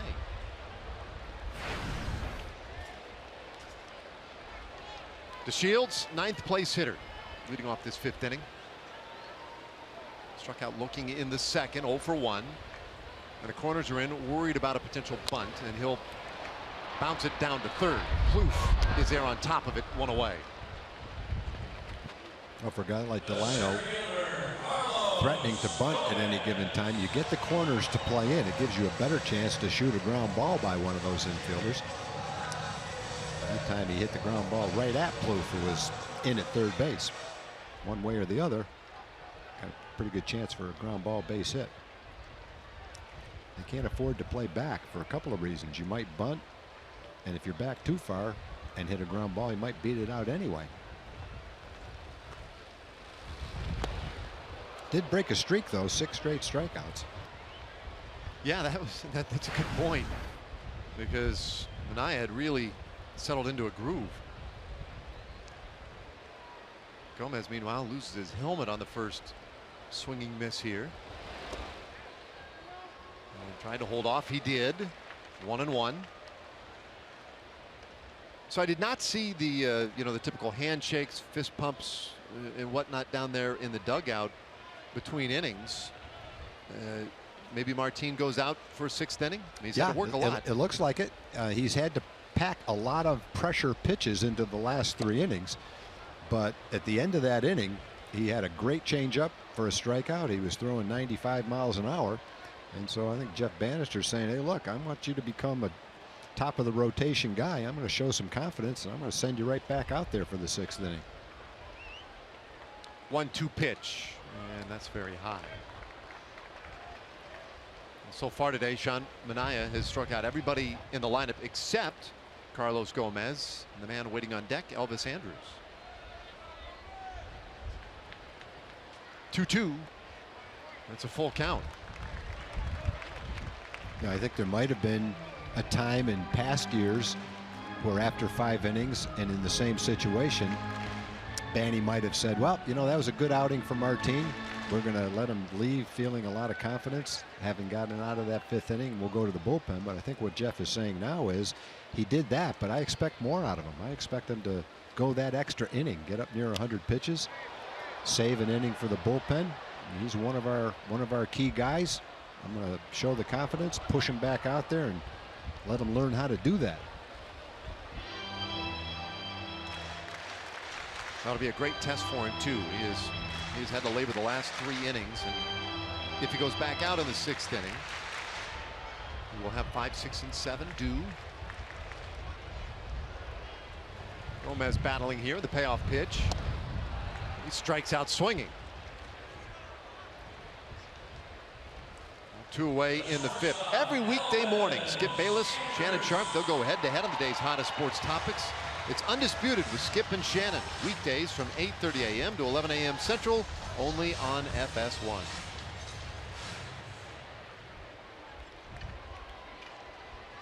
Well, 2 away now.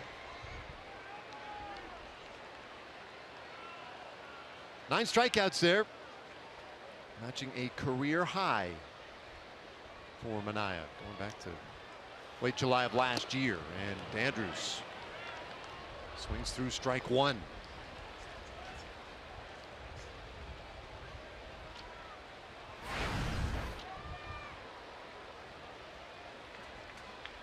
We mentioned Andrus now the only one yet to strike out. 0 for 1 with a walk. And taps it weakly to third base. Pluth charging, makes the play. And it's a 1-2-3 inning for Manaea, who has set down 9 straight. Oh, there we go. That's where we're headed.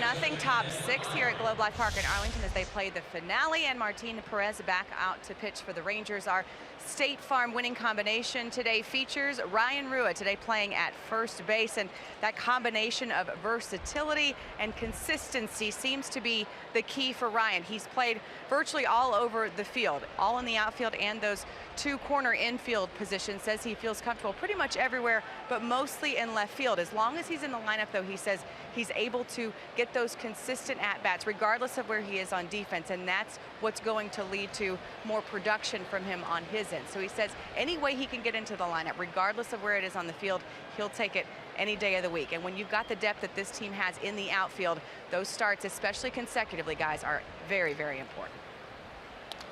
Yeah, thanks, Emily. A little tapper back toward the mound. Perez makes the play. A good throw to first. One away. Time for a Chevy game break. Let's check in with John Radigan.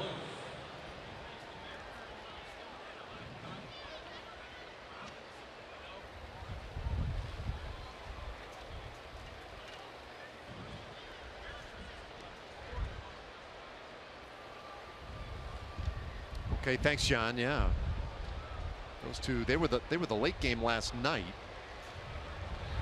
Let's see, first pitch to Plouffe right in there for a strike. Angels right now leading the division, a game lead over the Astros and the Oakland A's. Seattle, a 1-5 start coming into play today.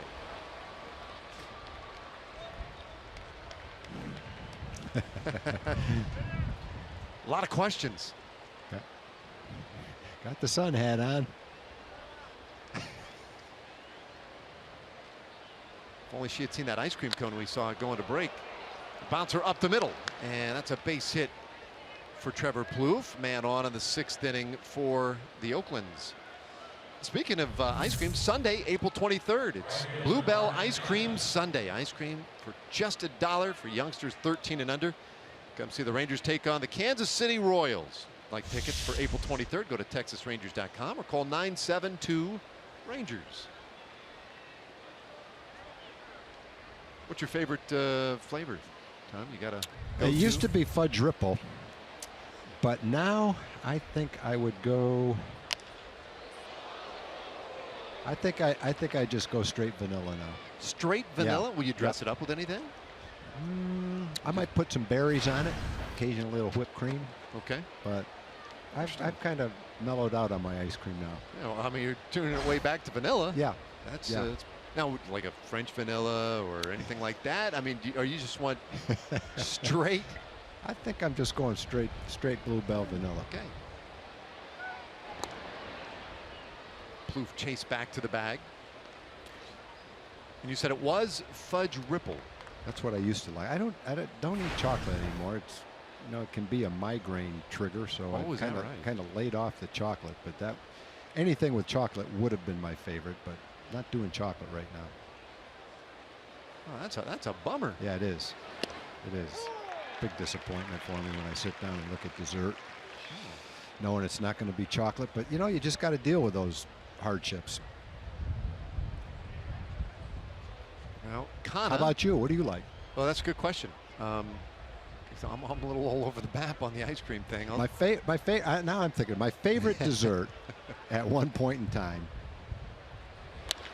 Kana lifts this one out to the gap left center field. That will drop and be trouble. Plouffe, decent start, but they're going to stop him at third base. And so it's second and third again against Martin Perez with one out. Boy, Martin he's been pitching in tight situations for 3 straight innings. Bases loaded, 1 out last inning. And kind of got a pitch to hit and drove it into the gap. Now it's second and third and 1 out. Jeff Bannister's going to come out and make a change, and you could make a case that second and third and 1 out is a tougher situation than bases loaded and 1 out, because you don't get the same chance to turn a double play. Well, Martin is done. Boy, did he have a lot of trouble to deal with this afternoon, and the fans rewarding him as he walks off the field.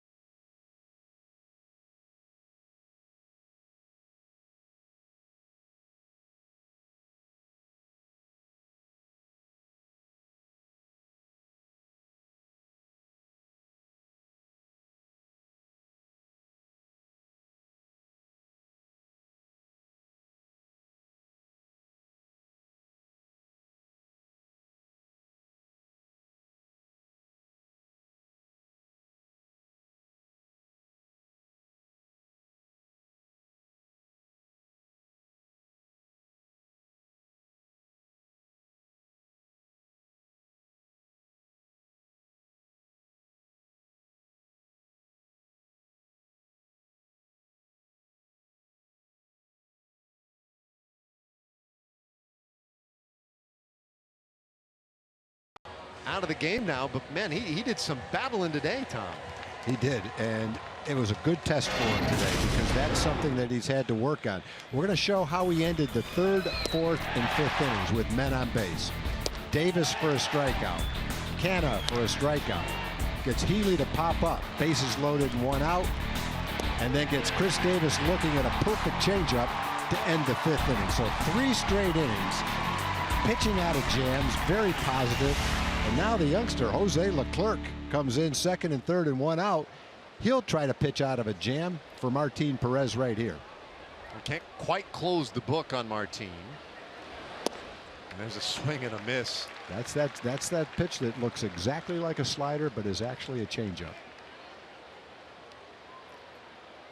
Well, Leclerc's done a nice job in his early couple of appearances.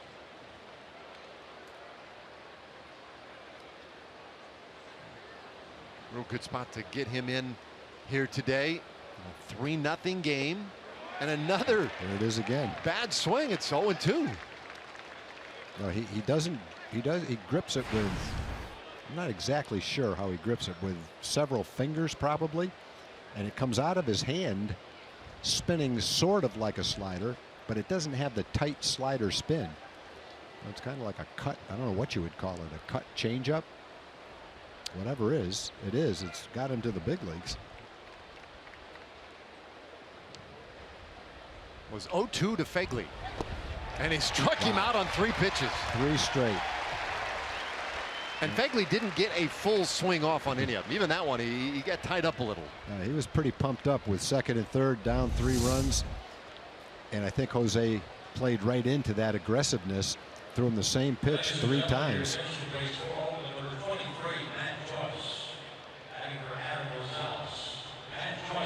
Martin's very happy with that strikeout. Now 1 more out away from a scoreless outing for Martin Perez. He is responsible for Plouffe at 3rd and Canna at 2nd base. Doug Brocail racing out there to help out on the scouting report because Matt Joyce has been announced as a pinch hitter. Just double checking to make sure they have everything straight on that. But that gives us a chance to get back to you were saying you think your favorite dessert. You left me hanging. I'll do it quick. A nice big chewy fudge brownie, peppermint ice cream, and hot chocolate sauce on top. That would be my ideal dessert. Hot fudge sauce, peppermint ice cream, and a brownie. Might even put a little whipped cream on it too. We'll be right back. That does sound good. And for all the people right now who are saying to their television, I don't care what you eat. I'm sorry. I'm not going to make a habit of it, but every now and then you have to revert back to food. Apologize for that. And there's other people that are going, no, we like it. Keep talking about food. You just can't please everybody. I bet you could if you gave them all one of those brownies. But the other side of it is, I didn't bring it up. You asked the question. That's on me. I'm just being a good partner. It's on me. I'm just segueing off the ice cream promo. It's the kind of trouble we get into. There we go. In the business. So Leclerc battling with Matt Joyce, but has fallen behind 2-0. Joyce had started the previous 2 games in this series and batted 2nd. And takes a strike, 2-1. Well, Leclerc will throw a fastball in the mid-90s. He has that unusual changeup that breaks like a slider. He also throws a changeup that will go the other way a little bit. And he throws a curveball. You asked me the other day, dude, had I ever seen anyone else that could throw it, that used to throw a changeup that went from right to left? And I'd mentioned Jose Guzman. There's a curveball. And Jose said, yeah, he threw both changeups. He threw one that he could grip and make go right to left, and then one that would go from left to right. So he had 2 different changeups. His didn't go with the same right to left movement that Leclerc's does, not quite that much.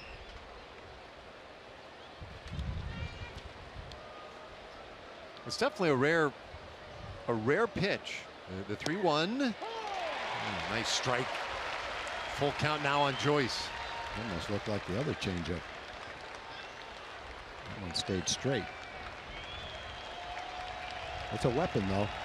What a lot of confidence Jeff Bannister showing in the youngster Jose Leclerc coming into a game, close game, middle of the game, 2 men on, 1 out.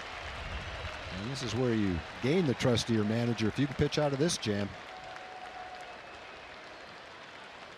We'll try and strand 2 more in scoring position for Martin Perez. Now time called. He and Robinson Chirinos not on the same page on that one. Martin Perez had done an amazing job. He retired the first 8 batters he faced. And then from that point until just moments ago, it was just dealing with all kinds of runners. Stranded men on the corners in the 3rd. Left men at 1st and 2nd in the 4th inning. Struck out Davis to leave him loaded in the 5th. Now he's relying on Leclerc to get him out of this mess in the 6th inning. Big pitch coming. And that one lifted high in the air out to right field. Mazzara back near the wall, and the inning is over. And the A's leave 2 more in scoring position. They're 0 for 8 with men in scoring position today.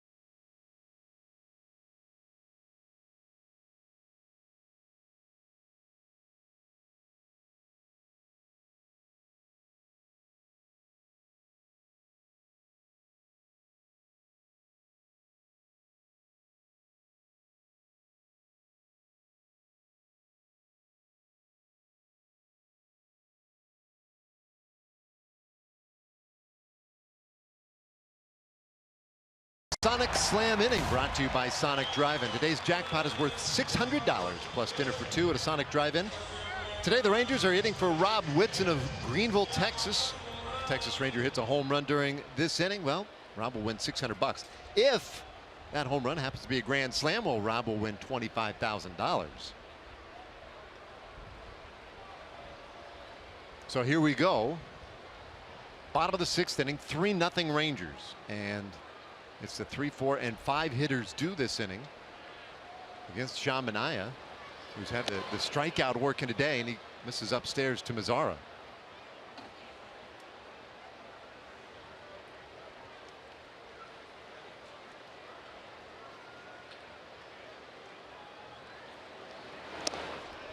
One and one.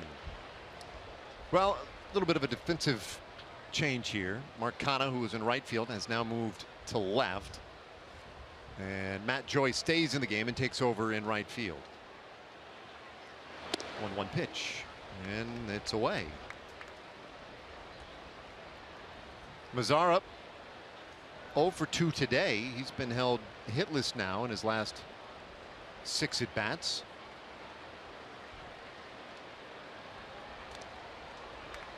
It's 2-2. And that was after opening the series with a 6 RBI effort on Friday night. In fairness, he did a series worth of damage in the one game. You see the home run leaders in Major League Baseball, Rangers and Nationals, tied with 10. He's right there on their heels, though. Look out! Oh, wow. Oh no.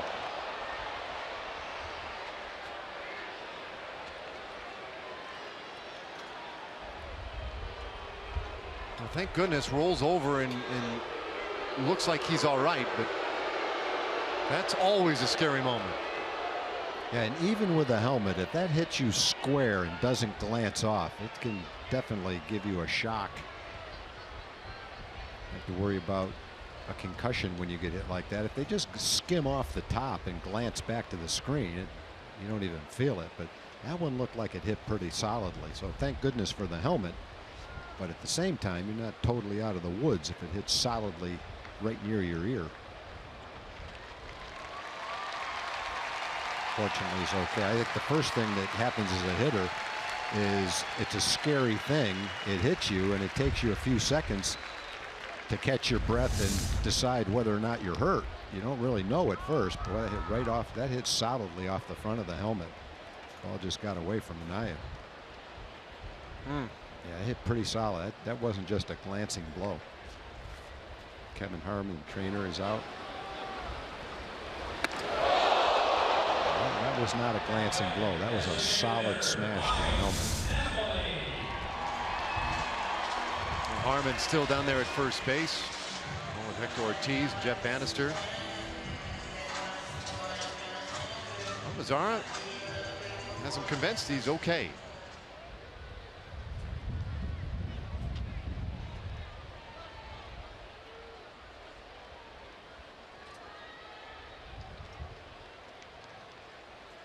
So now back to play as Mike Napoli stands in.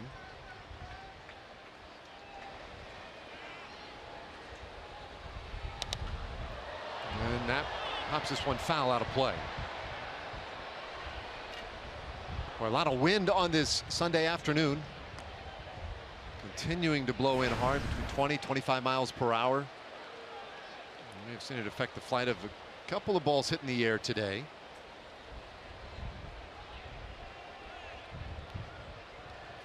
Napoli 0 for 2. Yeah, hey, good to see a smile down there from the Big Chill. That pitch had hit him 92 miles per hour.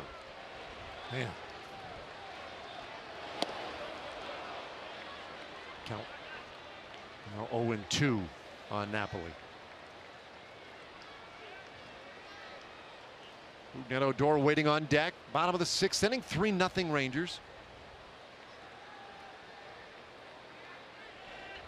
Manaea has kept his pitch count well in check all afternoon. And he gets Napoli swinging. One away in the 6th inning. Oh, nice. Gone to the strikeout. First inning was 1-2-3 with no strikeouts. Since that time, he struck out 10. A new career high for him.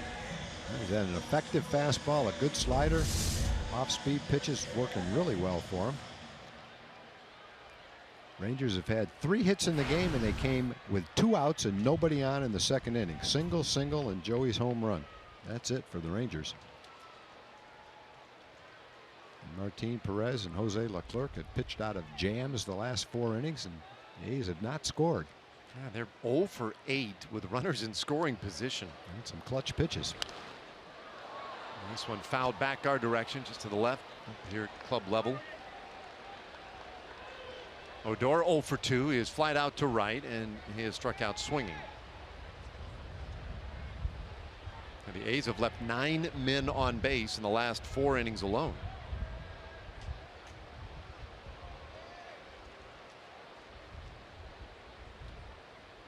'80th pitch of the afternoon, and it's in there for a strike, and it's 0-2.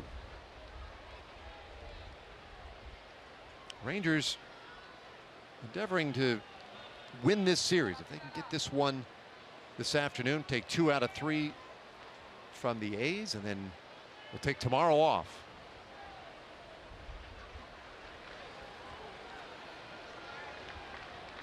Two-strike pitch, and Odor reaches out, hooks that one by first, off of Healy and out into right field.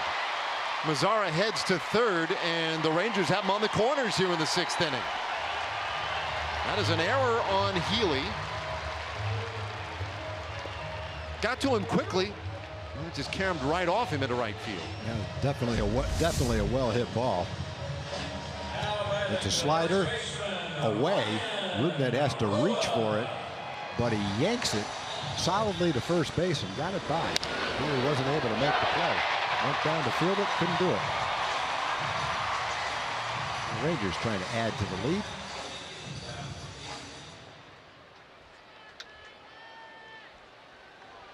Got a foot on it, but I don't think he got a glove on it. Yeah, I'm not sure he did. So Mazzara 90 feet away. Odor now down at first. And a chance for a very big hit here. After the A's left the bases loaded in the top of the inning. You hesitate to call anything a knockout blow, but it would be a big blow regardless. If Rua can get one or maybe more home here.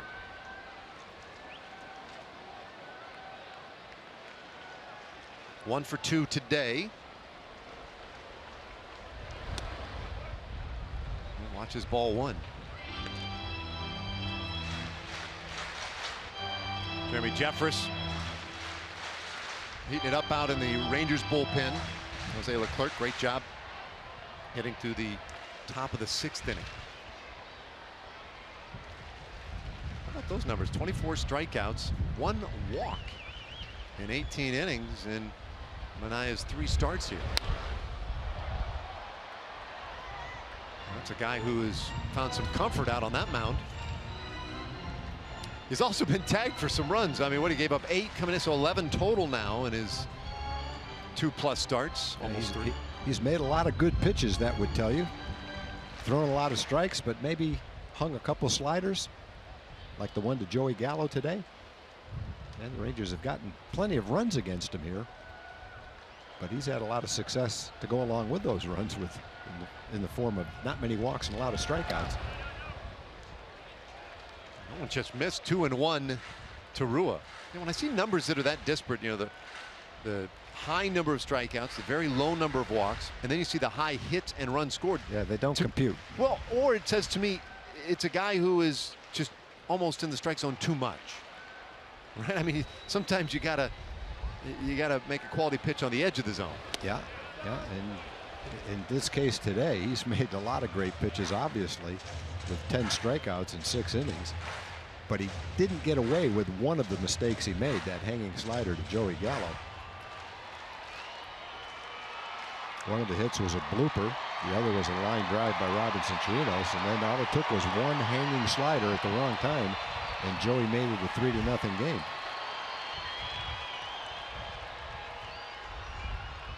The 3-1 to Rua, and that's ball 4. They're loaded up.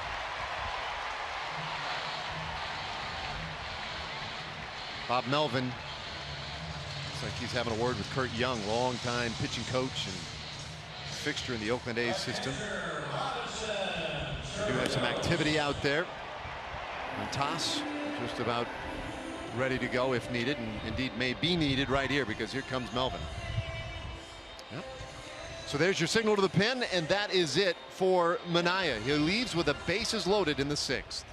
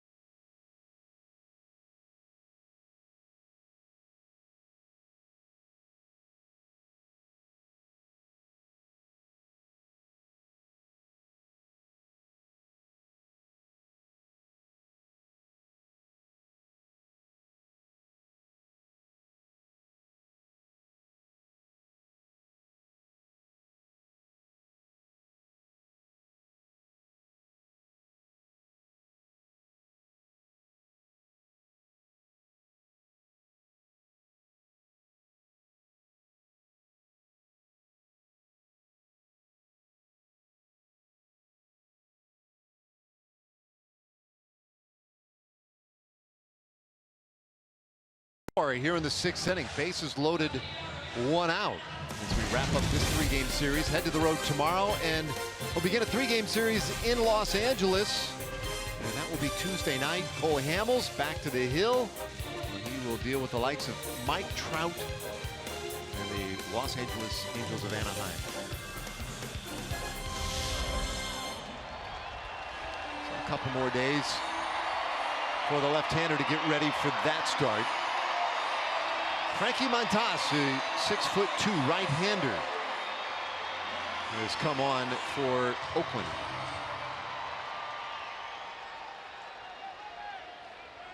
Had a cup of coffee with the White Sox back in 2015. He's been, traded around through a couple of teams over the years. Part of the Rich Hill deal with the Los Angeles Dodgers last year, and he starts a breaking ball high to Robinson Chirinos. And both relievers have come into the 6th inning in tough situations. Leclerc 2nd and 3rd and 1 out. Montas here with bases loaded and 1 out.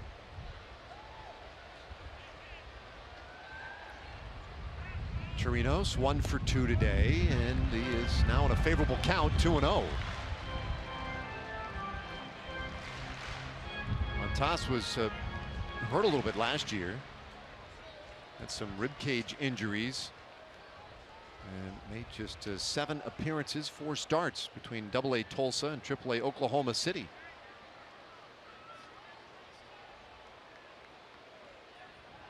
Looks like Robbie having a little trouble with the tape on the handle of the bat, but he's set.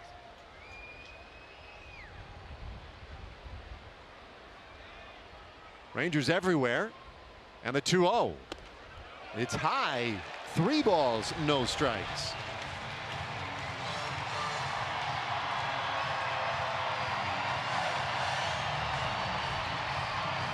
What were those two nodding about? Green light? Sonic slam inning. Oh, maybe that. There you go.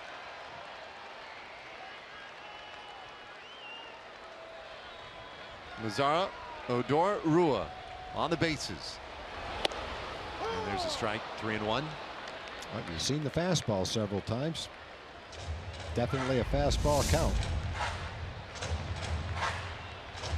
Montas got the call there. Ball near the inside corner. Well, Robinson's still in a great position. Look for a fastball. Get one you like. 3-1 count. Let her fly. Here it comes. And they'll pull it foul. It's a full count.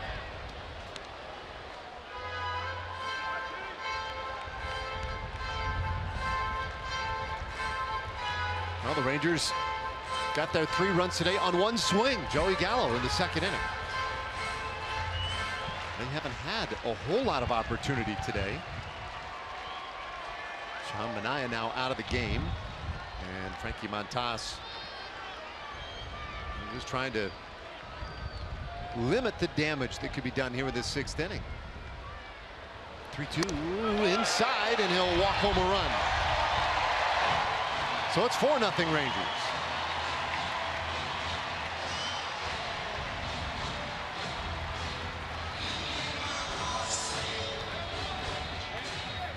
The Rangers, for several innings in a row, were able to pitch out of a jam. Is here in the 6th inning, not quite able.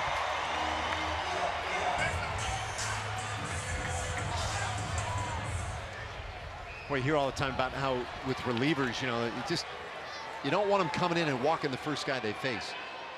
It's always a sign of trouble. It's so much a bigger deal when they come in with the bases loaded, as he just did. And now starts Gallo off with strike 1.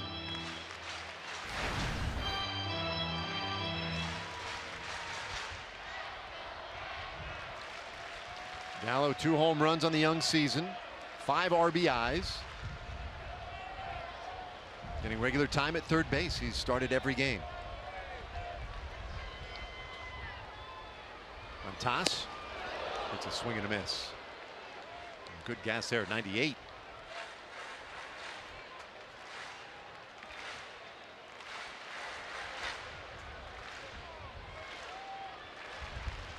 This team has been knocking them out of the yard The regularity in this homestand, 10 home runs in these first almost 6 games now. Gallo rips this one into right field, base hit. Odor is in. Rua will score. It's a 2-run single by Gallo. 6-0 Rangers.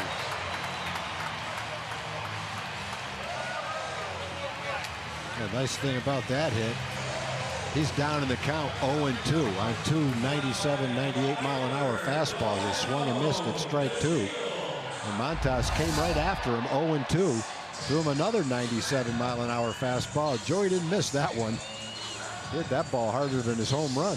Drilled it into right field for 2 more runs. 5 RBIs on the day for Joey Gallo. Several nice swings in this game. You were talking earlier in the broadcast today, Tom, about the 3 young guns that the Rangers have playing today. Mazzara had the 6 RBIs in the series opener, and now here you go with Gallo, 5 of them today. Yeah, and Rugi had a 2 home run game already this year. The three youngsters are paying nice dividends for the Rangers early in the year. Strike in there to DeShields, who's 0 for 2 today. A career high for Joey Gallo. Only in the 6th inning.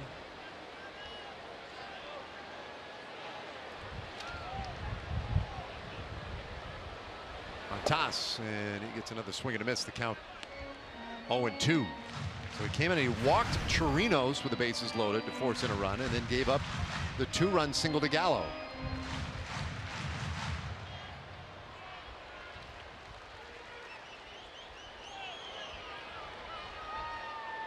Montas earned a spot on this opening day roster, first time in his career, with a great spring. The Shields slow roller third. A pump fake, and then they'll get the out at second, but that is it. That was a weird play. Trevor Plouffe seemed to lock up over there. I think what happened to him was he fielded the ball, went to throw it, and the runner at second base, Robin Chirinos, was right in his line of sight. He's going to go, wants to go to second, and as he does, he sees Chirinos right in the middle and can't throw it by him. Has to wait to make the throw, and by then it's too late to turn the double play. You can see Robinson ducked late, but by then Plouffe had already double clutched, couldn't make the throw because he didn't have anywhere to throw it with Robinson right in the middle like that. Jeff Bannister had given pause there for a moment, was thinking about challenging whether or not Lowry was on the bag out there at second base. Was that Lowry? Yeah. But decides against it. So 2 gone. Chirinos third, DeShields at first. Now the 8th batter of the inning. Here comes Carlos Gomez.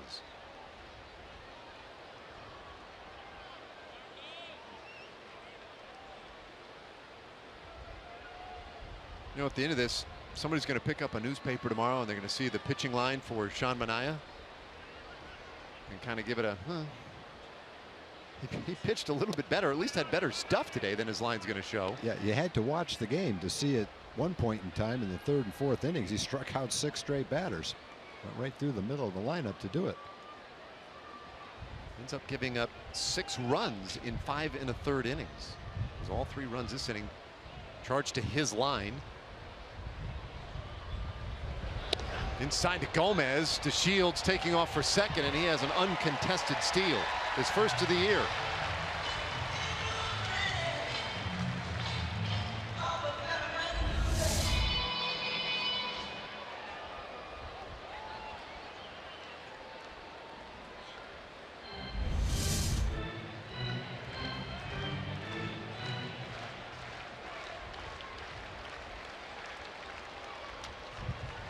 So now 2 men in scoring position for Gomez.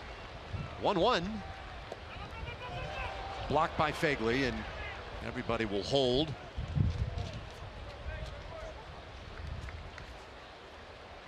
Blowing a gale here today at Globe Life Park.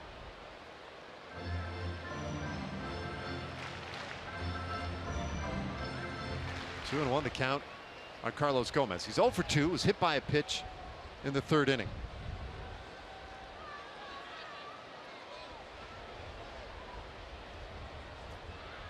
Two 2-1. Started. Did he stop? Yes, he did. 3-1. He exerted a lot of effort with his whole body to keep him swinging with that pitch.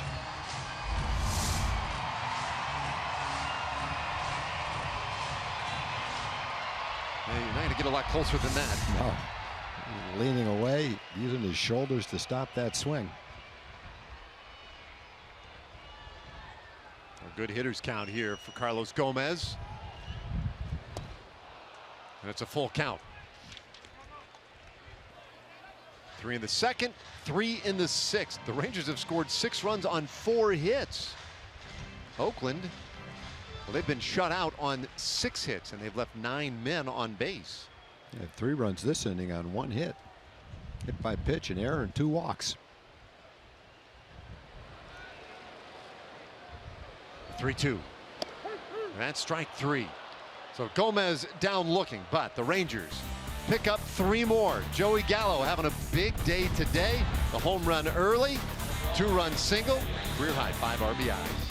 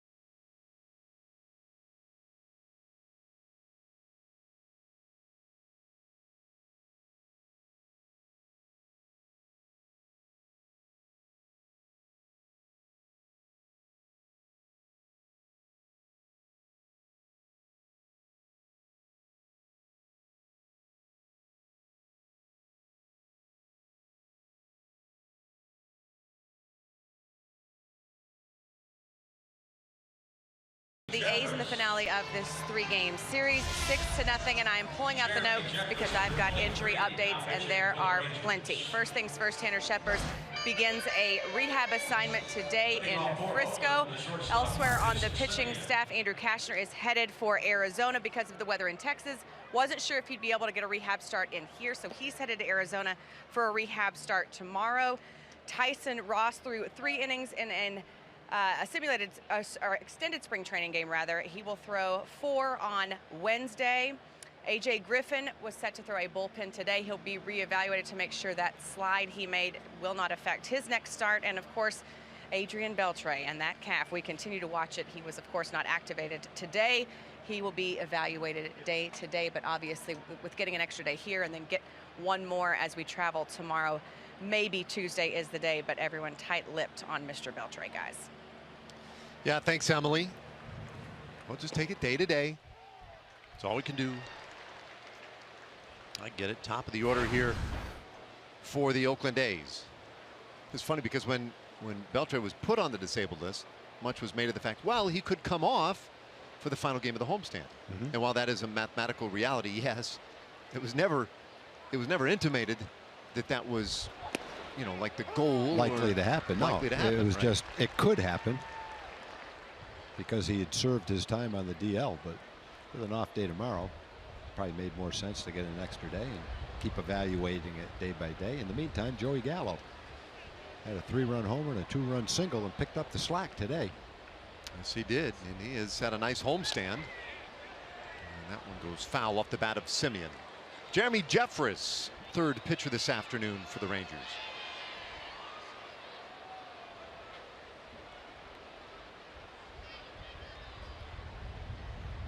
We saw Jeffress yesterday come on in the 8th inning, faced 2 hitters, Ryan Healy and then Chris Davis, gave up the double to Davis and was done.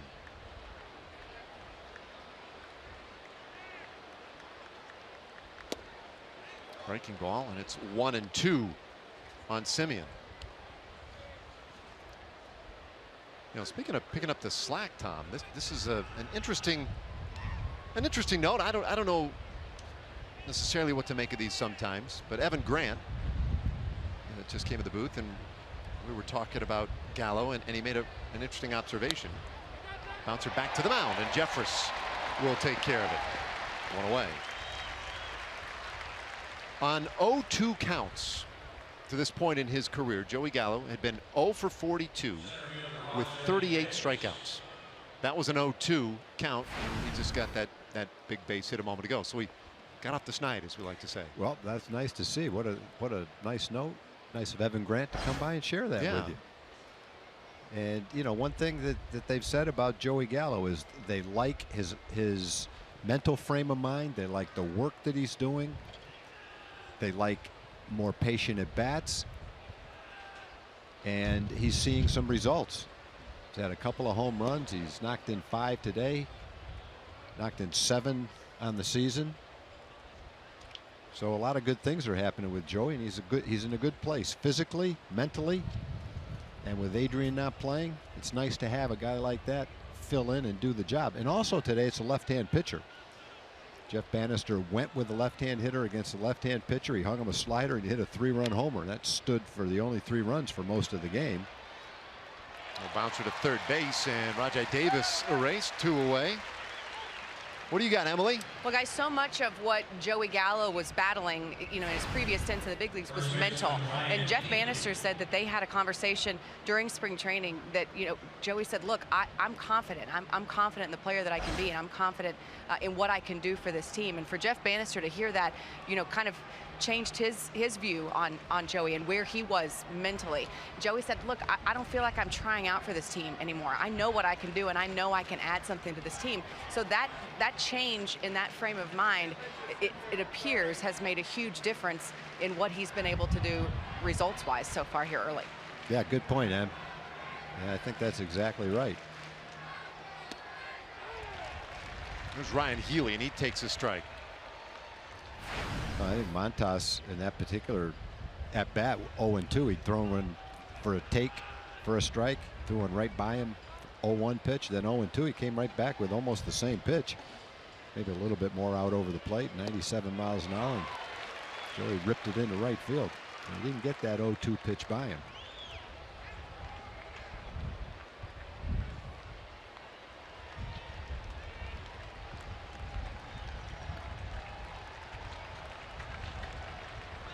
All those moments, all these moments that come about where he has those successes, they'll just keep building on that confidence. The 0-2, little tapper toward third. Gallo a chance to make a defensive play, and he does.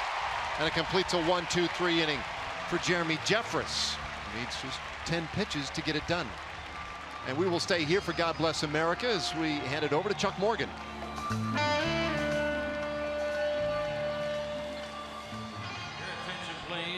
Ladies and gentlemen, will you please rise and direct your attention to the area behind home plate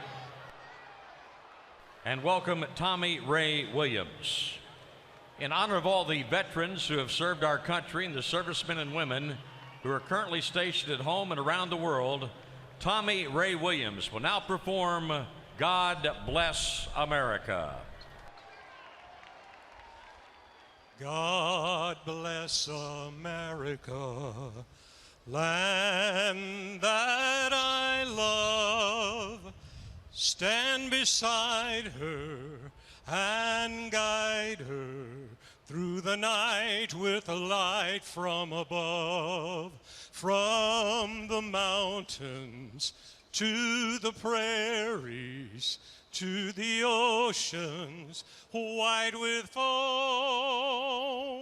God bless America, my home, sweet home. From the mountains to the prairies, to the oceans white with foam. God bless America, my home, sweet home. God bless America, my home, sweet home.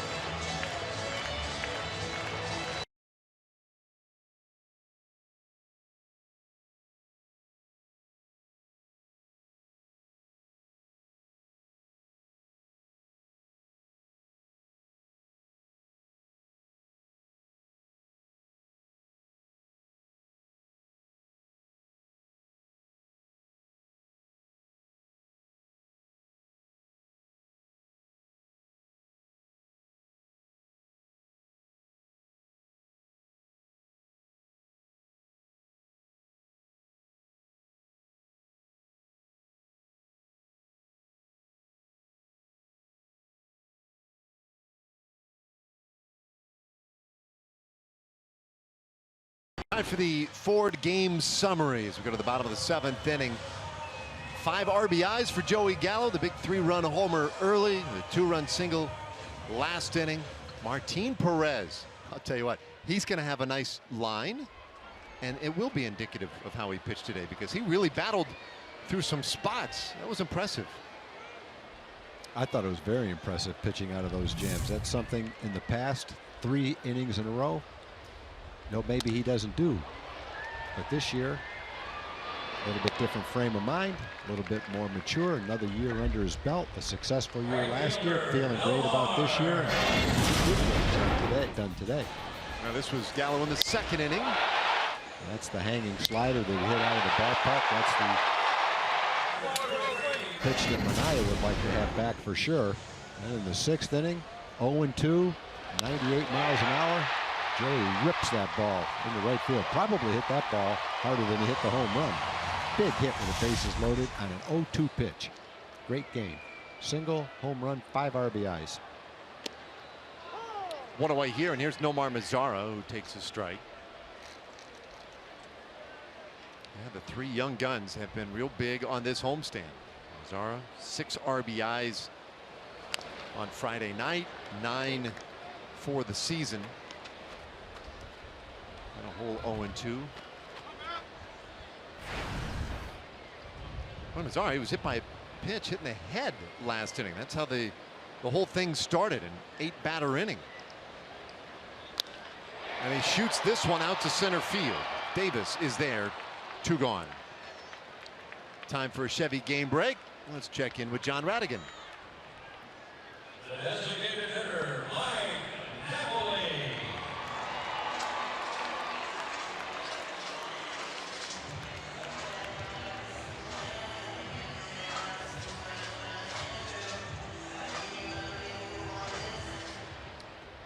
Oh, so there it goes. No perfection in baseball.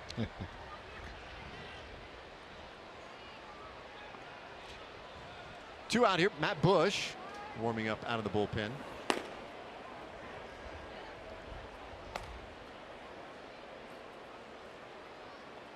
Bring that heat in the 8th inning. First pitch to Mike Napoli is wide of home plate. Napoli 0 for 3 with 3 strikeouts. And it has been a slow start for the Rangers DH today. He's played first base the first 5 games. 2-0.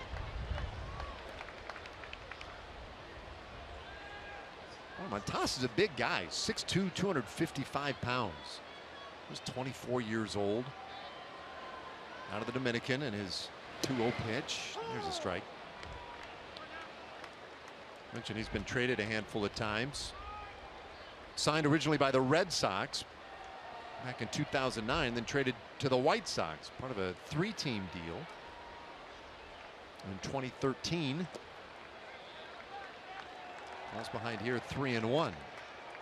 Traded again in 2015, that time to the Dodgers. And we told you about the Rich Hill deal with the Dodgers that brought him to Oakland last season, the 3-1. And he walks Napoli, so the Rangers have a 2-out base runner.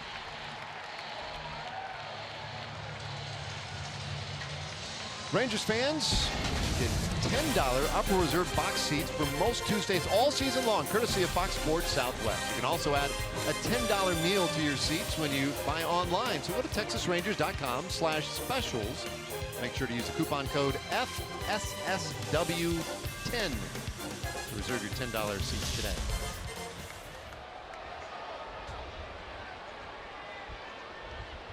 Napoli aboard down there at first base, and here's Rougned Odor.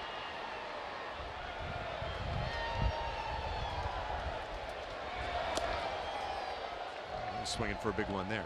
Napoli, by the way, so he's at first base. He's seen 18 pitches today, and not one of them has been in play. Napa is one of the hitters in the American League known for seeing a lot of pitches per at bat.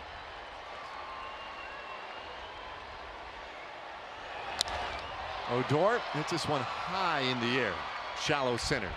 Davis coming on, battling the wind, and that will do it in the 7th. Rangers leave a man. We'll go to the 8th inning. Rangers leading by half dozen.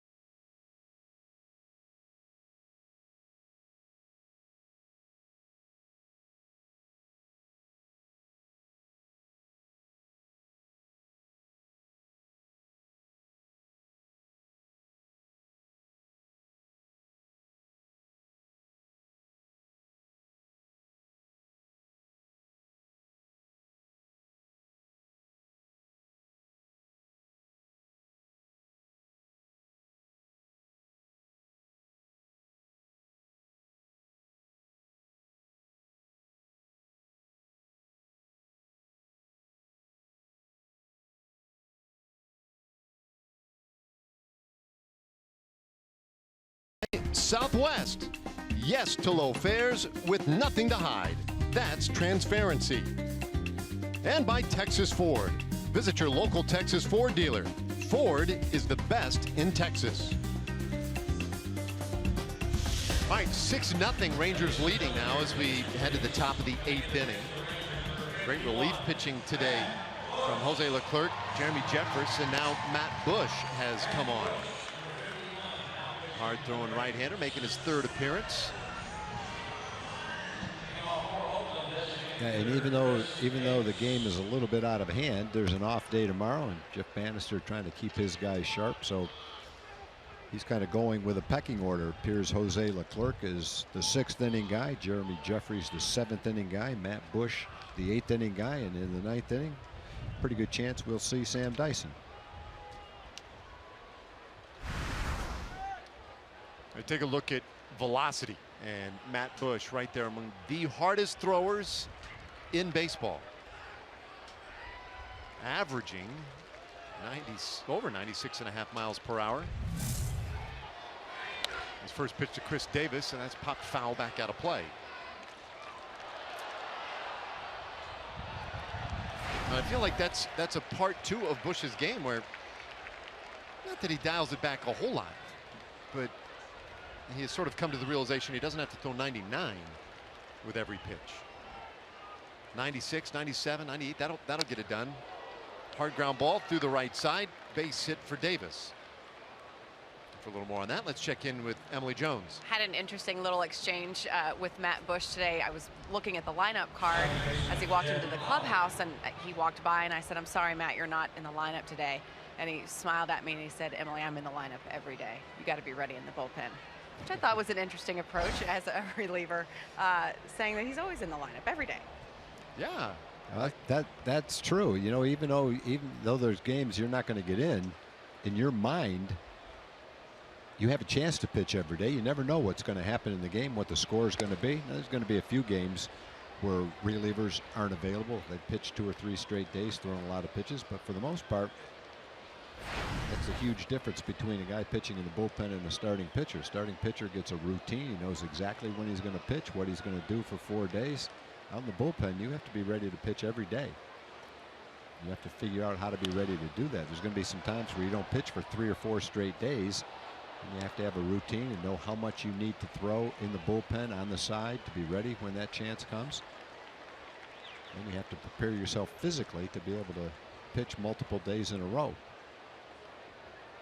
Bullpen guy loses his value to a team if he needs a day off after every time he pitches. You have to be able to go out there and pitch back-to-back days, and ideally be able to pitch multiple innings, not just 1 inning. Matt can sure do that. Well, you'll see some guys, of course, string together, maybe 4 or 5 consecutive outings. That gets to be pretty extreme. 3 out of 4 oftentimes seems like that's where we've settled in recent years. Like, yeah, that's enough. If you can give me 3 out of 4, then we'll give you a break. That's a pretty good workload. 2-1 pitch, and Lowry tries to hold off. He does. 3 balls and a strike, so Davis starts it with a base hit. And now Bush behind a good hitter in Jed Lowry. Although Lowry 0 for 2 today with a walk. The switch hitter who started the day batting from the right side of the plate now switches over to the left side against the hard throwing right-hander.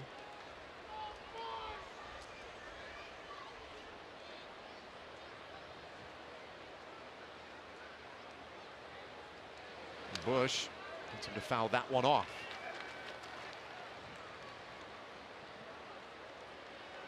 Yeah, there's Doug Brocail.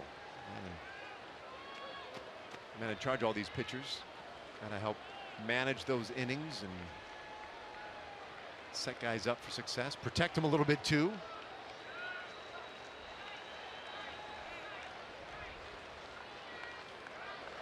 (3-2) and Lowry strikes out swinging.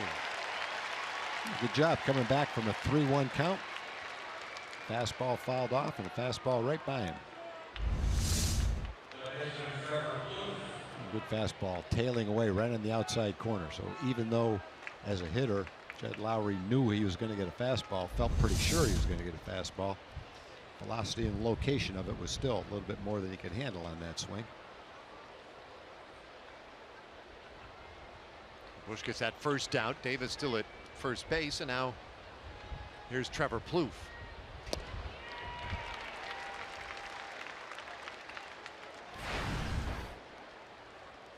The base hit in the 6th inning. The next batter at the time, Marcana, knocked out Martin Perez, but the A's never could break through against Martin Perez. 1-1 the count. It's impressive today. Martin 5 1/3 shutout innings, struck out 6, allowed 6 hits, walked 3. No runs allowed. Leclerc Helped him get out of trouble in that 6th inning. Really nice job done by that young man. And then Jeremy Jeffress a tidy 7th. It's 1-2 now on Plouffe. Yeah, I think today was just as impressive for Martin as if he just breezed through the lineup without any jams. The ability 3 times to get strikeouts to end innings was very impressive. It's something he's been working on, as we've said several times, maintaining his confidence, maintaining his composure, maintaining his focus, and pitching well when the chips were down and he's in a tough situation. He did that today several times. That's definitely something you can build on.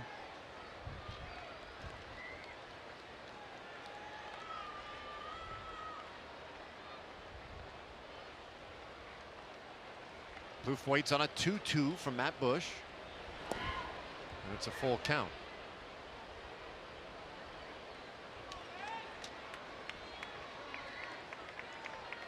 Well, Matt Bush, somewhat unique in that, he's not a guy of big stature, 5'9", listed in the media guide, 200 pounds, and yet still able to generate that really extreme velocity in the upper 90s. 31 years old. And this is his 2nd season in the big leagues. Stays 3-2. Well, when he was a #1 draft choice, #1 pick in the draft, he was a shortstop coming out of high school. Padres picked him. That was one of the tools that everybody raved about, the tremendous arm that he had from shortstop. And that ends up being a great tool for him. That was in 2004 when he was the overall #1, but converted to a pitcher in 2007. Overall, though, it would take 12 years between getting drafted and then making his big league debut May 13th of last year. And that's the longest span between being a #1 pick and a big leaguer ever. Another foul ball. The previous record was Josh Hamilton. He went 8 years. And to think that, there would be somebody else who could go that long between being so highly regarded as a youngster and then waiting so long to get to the big leagues, and that he would wait 12 years. I mean, that much longer than Josh Hamilton. Pretty amazing. Yeah, and there are some similarities there. Obviously, both of the players had off the field issues that they had to address before they could get back to the big leagues. Davis at first, a 3-2 pitch popped up back behind home plate. That one ends up among the spectators. So Globe Life Park offers a variety of suite rental options, and you can attend your next Rangers game in style. Most suite rental packages include parking and a food and beverage package as well. Go to texasrangers.com/suites or call 972-RANGERS for more details on how to reserve a suite for you and your friends. When Josh Hamilton came into the draft, he was the #1 pick. When they talked about Josh Hamilton as a high school prospect, they compared him to Ken Griffey Jr. Alex Rodriguez is some of the greatest high school players to ever come into the draft. And one thing that scouts said about him in high school, obviously he's going to be a position player because he could run, he could hit, he could do everything. But if he couldn't hit, he could have been a pitcher. He had a great arm from the outfield, through 95 or 96 miles an hour with nice, smooth, left-handed delivery. So there are a lot of similarities between Josh and Matt. Josh came back as a hitter, and Rangers don't go to 2 World Series without him. That was a pretty impressive strikeout by Matt Bush. He used 9 pitches ultimately to strike out Trevor Plouffe. 2 Ks in the inning. And now Mark Canha, who is 1 for 3.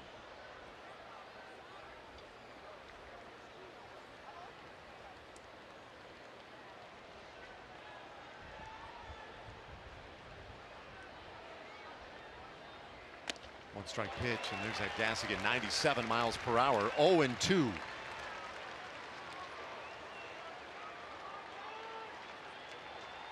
Bush gave up that leadoff single, but has dialed it in since then. Protecting a 6-0 lead here in the 8th inning.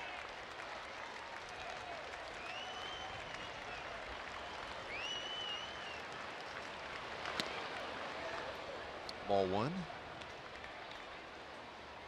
Josh Phegley waits on deck. The average today at 98 miles per hour for Bush on those 16 fastballs.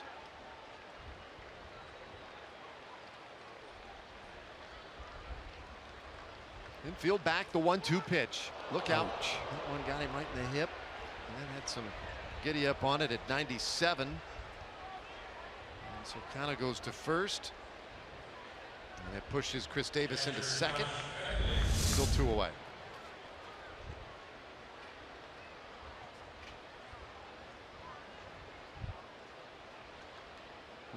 Pretty close to the same spot where Carlos Gomez got hit, right near the hip.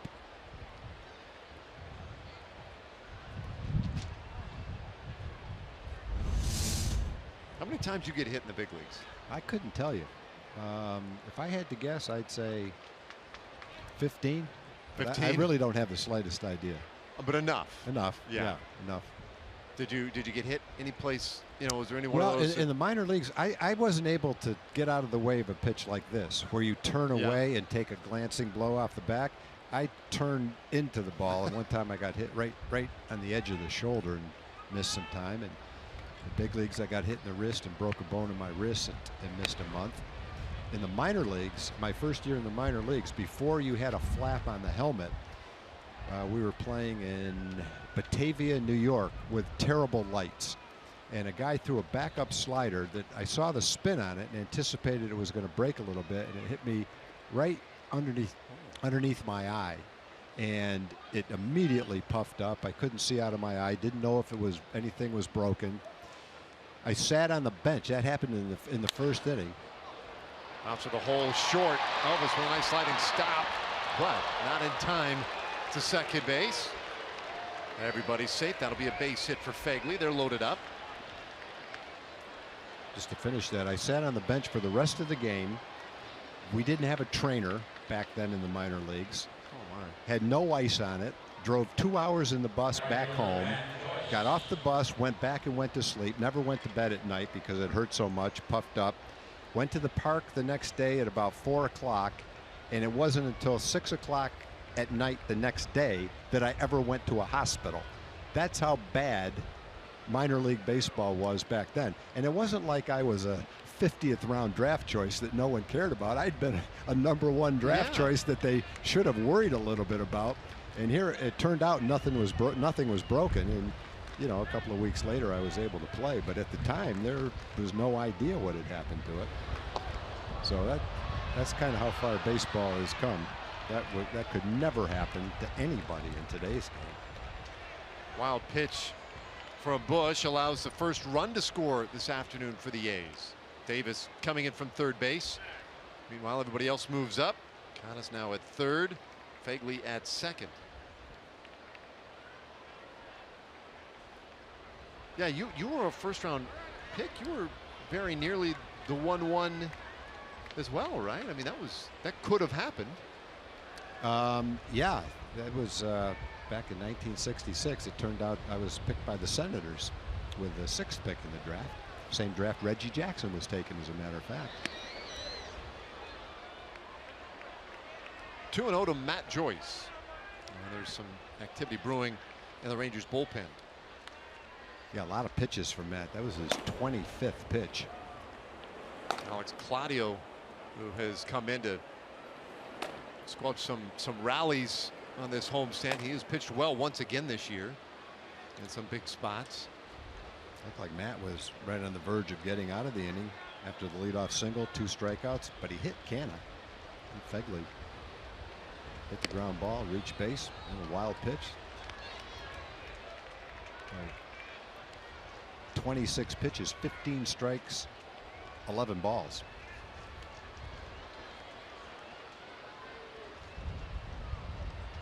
Three 3-0 to Joyce. A couple of strikeouts there, but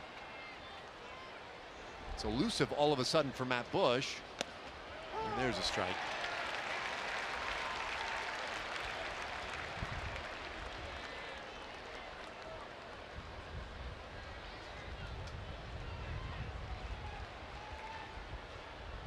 One run is in.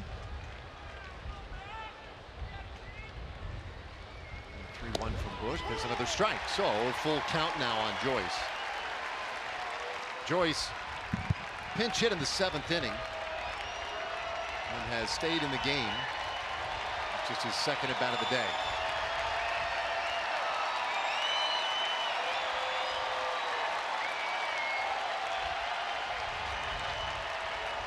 Well, they've come up with the strikeouts this afternoon when needed.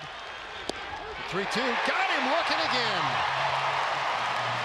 So Joyce down on strikes. A's leave 2 more in scoring position. This day, though, it's belonged to Joey Gallo and Martin Perez. Rangers lead by 5.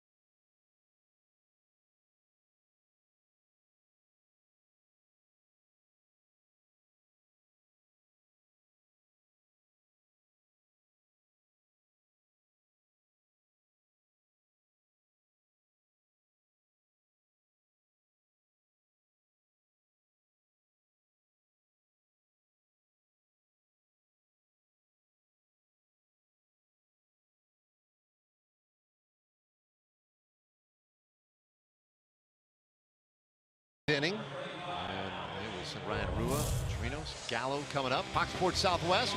I want you to show your school spirit this year at a Texas Rangers game. So you get discounted tickets for select games throughout the season, and then fans will also get a free Rangers cap in school-specific colors. Go to TexasRangers.com/UDays for details. First one coming up will be against the Oakland A's. Red Raiders want to see you out here.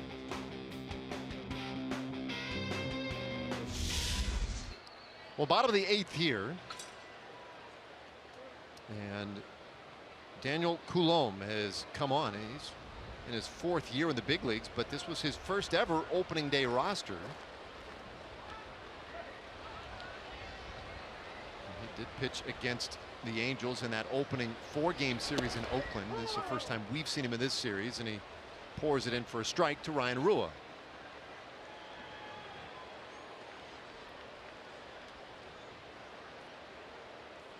He did a little work on Wednesday, 37 pitches in that outing. 0-2 to Ryan, who's had a nice day. 1 for 2 with a walk. Scored a couple of runs. We had an off day the other day, and Ryan was able to go back home quickly to Ohio to see his little baby boy, 1 week old. Very nice.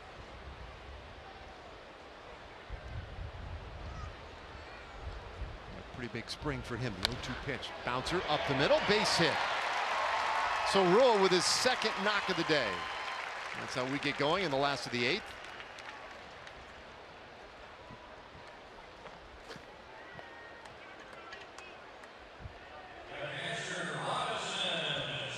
And now we'll see Robinson Chirinos.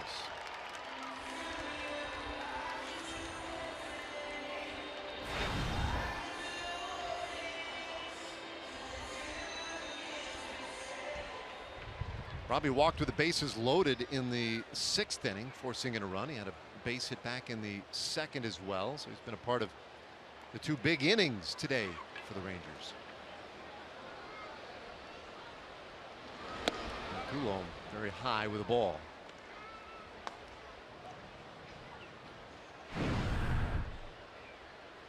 And I think anytime a pitcher, in this case Martin Perez, is in trouble, has to pitch out of several jams, 3 straight innings, and you see the catcher going out to the mound several times, talking to him, you have to give the catcher a lot of credit for helping navigate Martin Perez through this ball game. I think Robinson is known as that kind of a guy. I think all the pitchers look at him, and when they see him behind the plate, they feel very confident and feel very good that he's on the same page, that he's pulling for him, that the most important thing in his mind is getting his pitcher through the game. I'm sure Martin would say that after this game, that he appreciates the effort that Robinson made on his behalf today.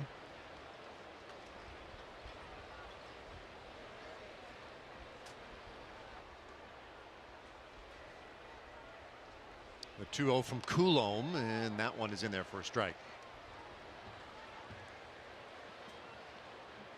And he does a nice job back there, and has swung it well, or handled very well today. And when he caught Tuesday night, he batted 9th in that game. Only got 3 plate appearances. And he hits this one a mile high down that third base line, and the wind will blow it way up into the stands. And that looked off the bat like Plouffe might have a play, but ended up nowhere close.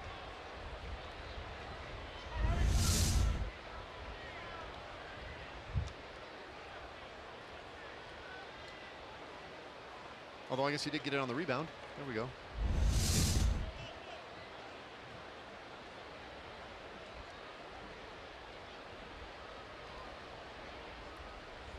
Rule off first. Not a threat to go anywhere, and the count now full on Robinson Chirinos.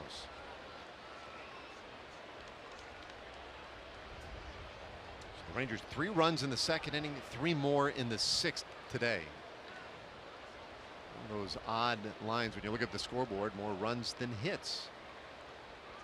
And they've actually tacked on a couple of extra hits late. Chirinos swings, hits this ball well to left field. Kind of going back. That one is gone, a home run. 2-run shot for Robinson Chirinos. Oh, he killed that ball way back in the A's bullpen. The one that he hit foul that blew back into the stands, he had a good swing at it, just got underneath it a little bit, but boy, he didn't miss that one. He launched it. And interestingly, on that play, Ryan Rua was stealing. He took 3 quick steps before Coulomb ever threw the ball to the plate. He had such a jump that he stopped and went back to first. And then a couple seconds later, Robinson launched it all the way into the A's bullpen.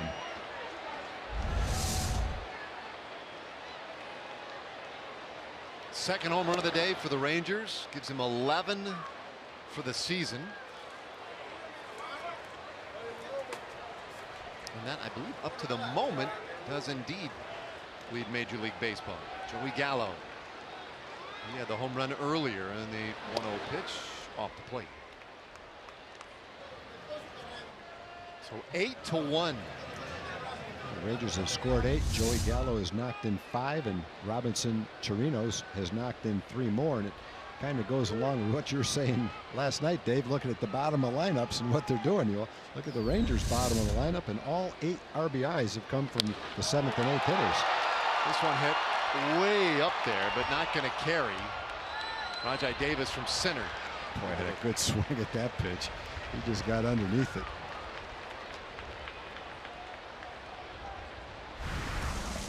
Towering shot. Hey, coming up, by the way, next 5 games out on the road. Tuesday, Wednesday, and Thursday in Anaheim, and then it's off for a weekend series in Seattle. That road trip will also take us to Oakland eventually. 9-game road trip for the Rangers beginning Tuesday night.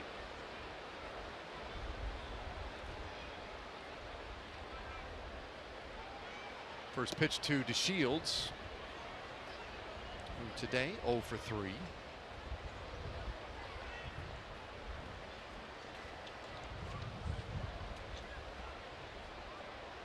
course, the reward for that long road trip will be to come home for a slightly longer homestand.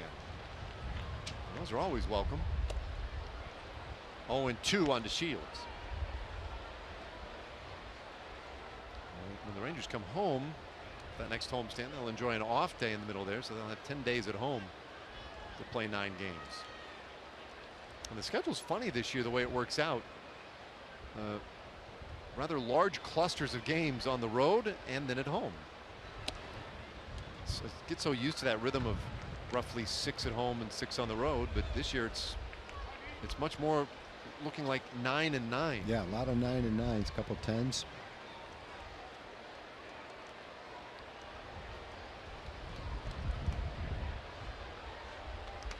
Coulomb set in his 1-2 pitch to Shields. And we'll do it again.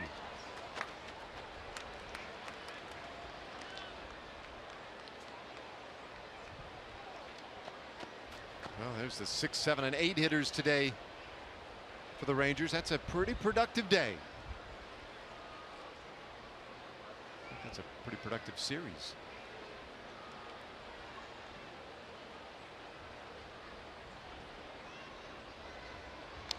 Shields stays alive, 1-2.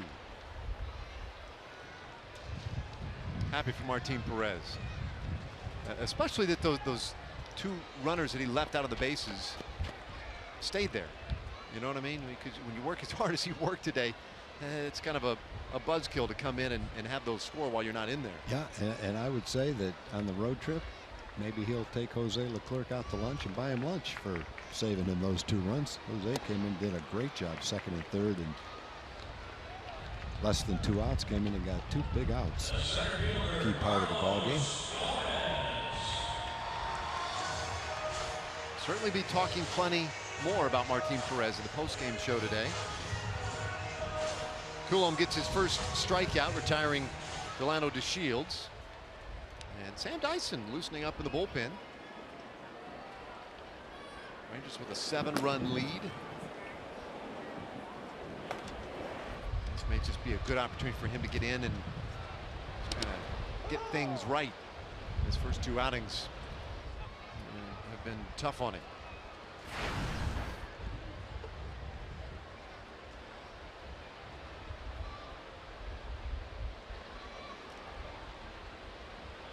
Coulomb gets Gomez to bounce it right to short, and Simeon is there, but the ball in and out of the glove of Healy. Tough scoop, and he just couldn't quite squeeze it. So Gomez is on. It's an E6. Simeon's throw in the dirt. Healy almost bailed him out. Looked like he did everything right. Got his feet underneath him. I think that's the kind of hop that most of the time the first baseman's going to scoop that. It's a very short hop as opposed to the one that's several feet out in front of you that's very tough to gauge. He got the glove on it, just couldn't make the ball stay in his glove. It's Elvis Andrus to the plate now. 1 for 3 with a walk today. Coulomb starts him with strike 1.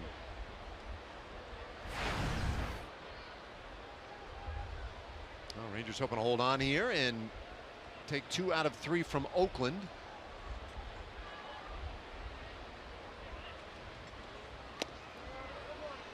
A little bit high. 1-1. Uh-oh. Is he fake crying? I thought he was crying. Not even close.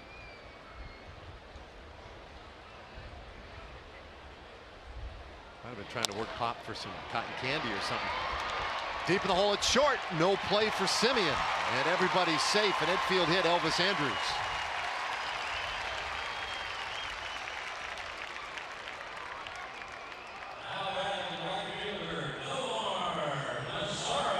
Tough spot here if you're Coulomb. You get a little frustrated.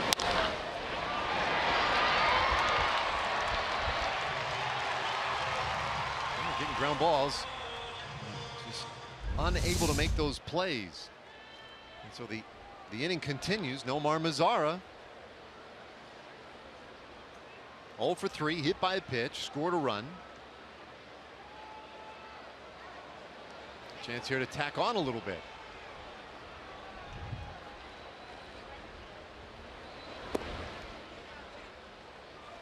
Avoids him with ball 1. Sean Manaea struck out 10 today in his 5 1/3 innings for the A's. Frankie Montas came on and notched another strikeout. Coulombe has one. That's 12 so far for A's pitching this afternoon. Look out, way tight. 2-0. A lot of pitches today. 25 right now for Coulombe.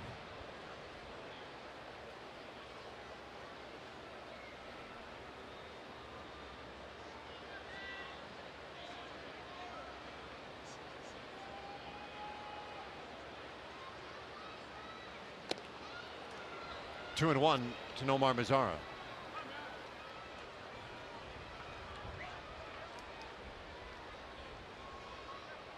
Different vantage point this afternoon.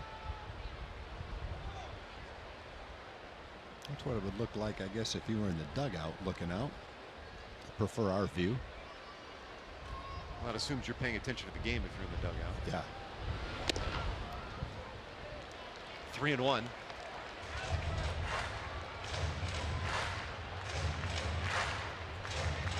That's interesting. We'll see if Nomar gets a pitch to hit here. 3-1. He can gear up. It's been quiet the last 2 days.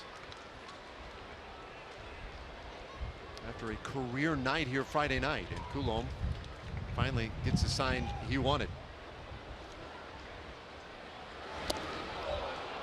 Full count.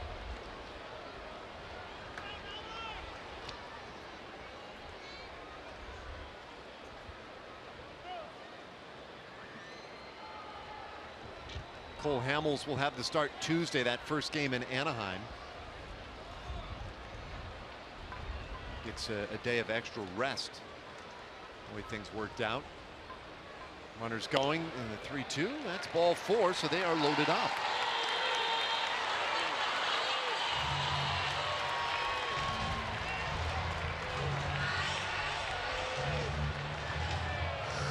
Next pitch would be Coulombe's 30th pitch. No one warming up out in the A's bullpen. Obviously, he wasn't helped by the error on Carlos Gomez's routine ground ball to shortstop. Not going to take away from the amount of pitches he's going to throw. Be over 30. Kurt Young out there. Young, this is his 33rd year in an A's uniform. I mean, he is an institution in that organization. Pitching coach makes his way back into the dugout.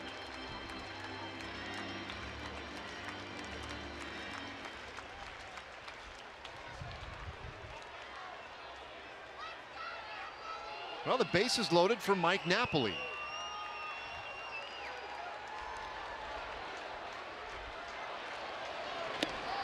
And Coulombe finds the strike zone. Napoli 0 for 3 with a walk. We were talking earlier about the number of pitches he has seen. 3 strikeouts and a walk. None of them in play yet. Those are good at bats.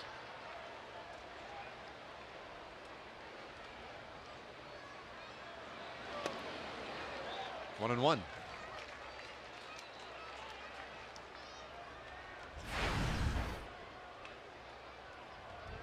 Many in the game who are as good as Mike Napoli at making their opposing pitcher work.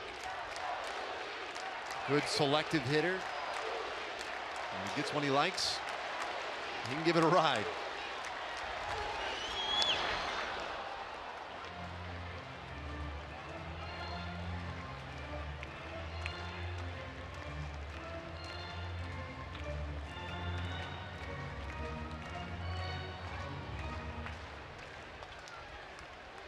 Chirinos had the 2-run homer earlier in the inning, and then with 2 outs, an error, an infield hit, and a walk.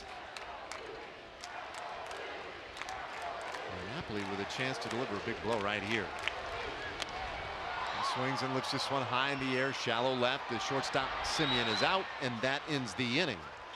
But as we mentioned, it was Robinson Chirinos with a home run, tack it on, and the Rangers lead it by 7.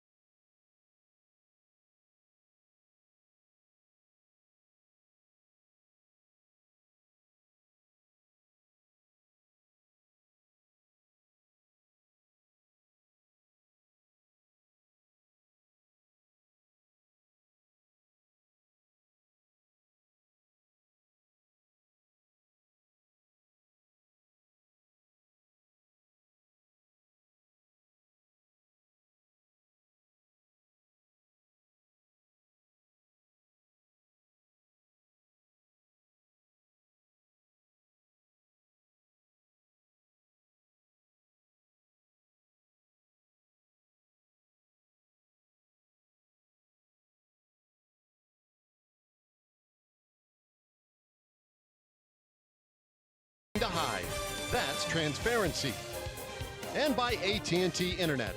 Visit AT&T.com/keep calm to learn more.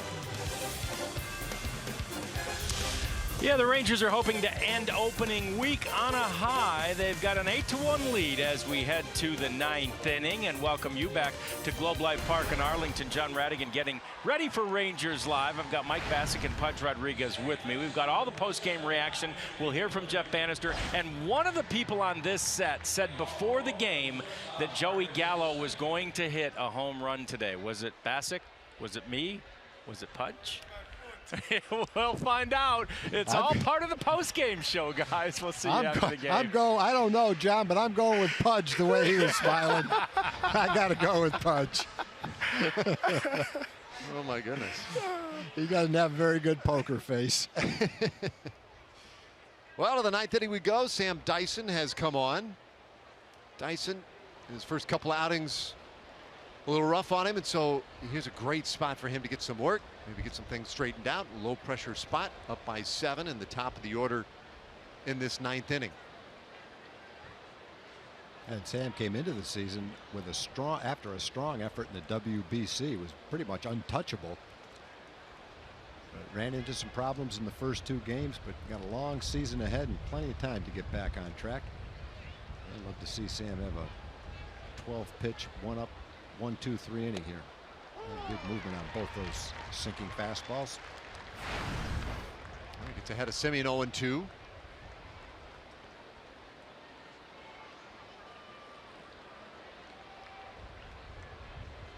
Simeon moved into that leadoff spot today. Did get on base once, and it's 1-2.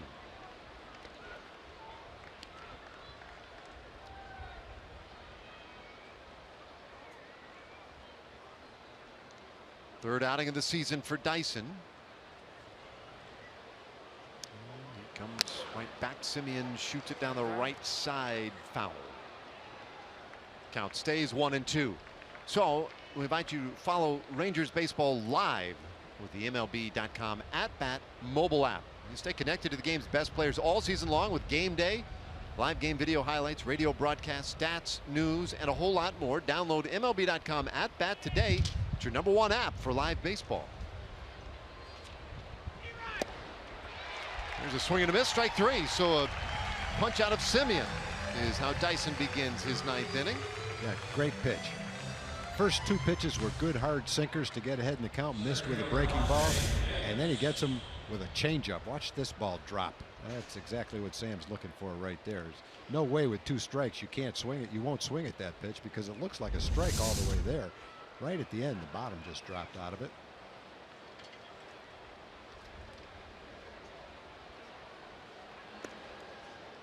Inside on Davis. Interesting. Just dropped the bat.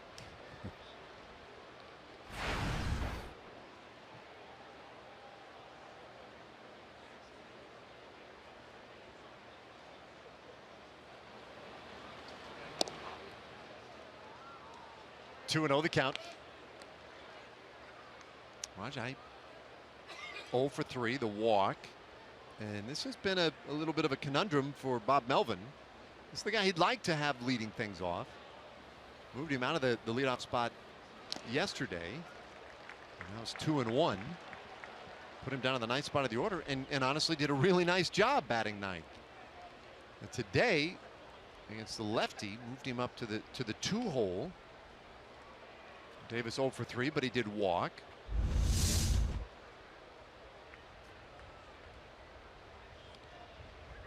Oh, foul ball off the inside of the knee.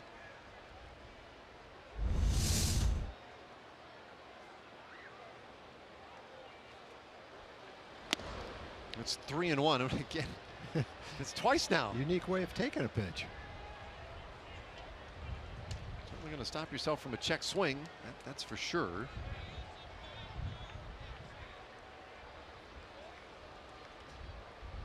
Well, Dyson got Simeon on strikes. The 3-1 is in there. Strike 2, and the 3rd drop back. I mean, plenty of movement on those sinkers that Sam's throwing. That one moved from the middle of the plate to the inside corner.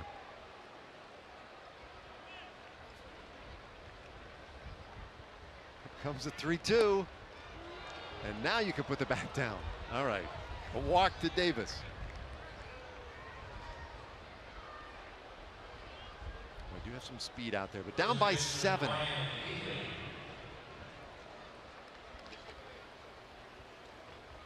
We get to that time of day now, sunlight, shadows, the contrast between home plate and the mound. Did you find that sort of thing to be a challenge as a player when the pitcher's out there, nice bright sunlight? Yeah, I thought it was distracting. You have to try to concentrate and not think about it, try to block it out, pick up the pitcher, pick up the ball. But yeah, I think it's a little bit of a distraction for a hitter. Bouncer could be 2. Andrews to Odor on to first. Game over. Rangers will shake hands at midfield. An 8-1 win this afternoon. That one had a lot of good elements to it today, too. A lot of good elements. The bottom of the order did a great job. Joey Gallo with a tremendous game. Robinson Chirinos with a home run. He knocked in 3. Martin Perez battled out of some jams, got a win. And more importantly, the Rangers win a series against the A's. 2 out of 3. The A's play the Rangers tough. We mentioned over the last 4 years, the series is 38-38. Each team has gone 10-9 against the other team twice. So to get a series win against the A's after a slow start against the Indians sets the Rangers up to be in a good frame of mind and in a good position to go on the road. And a really good place to enjoy an off day and travel day tomorrow. You heard from John Radigan a moment ago. He and Pudge and Mike Bassett, they'll be with you here shortly. Player, coach interviews, analysis, opinion. Got a whole lot of stuff coming up. Tom and I will break down some of the pitching today as well. There's a lot to talk about from this game. More power from these Rangers now with 11 home runs this season. And they win it 8-1 this afternoon. But before we do any of that, it's time for us to send it down to the field to Emily Jones. Guys, thank you very much. Joey Gallo, 5 RBIs in this one. Home run off a lefty, and then that 2 RBI single comes on the 0-2 count. It's obvious you're feeling comfortable. Yeah, I've been feeling pretty good at the plate. So, just being around this team more, like I said before with you, it's definitely, it's kind of a weight off my shoulders. I'm kind of just be able to be myself now and play. So, the results are starting to come. We have to get this out of the way. All fans can run the bases today. Don't run, don't run.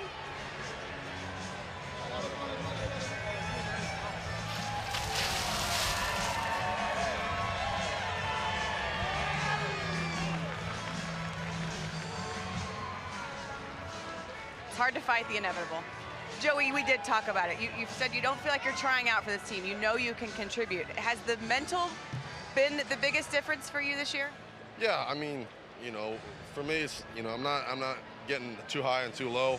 If I have a good game, I have a good game. If I have a bad game, I just stick with the same approach the next day, and results start to come. So I'm trying not to change too much, and so far it's been working. Also, too, it has to be big the fact that you've been in the lineup every day. You know what's coming. Yeah, it's nice to know you're going to play every day. Last year it's obviously tougher when you're not in there every day. You don't know when you're going to be in there. So when you're getting consistent at bats, it's much easier. You're getting that rhythm and timing down. So it definitely helps out. Joey, nice job today. We appreciate the time. We'll send it back now to you guys. All right, thank you, Emily. Yeah, pretty cool, literally. Joey Gallo, nice ball game. Don't go anywhere. Plenty more coming up. 60 seconds.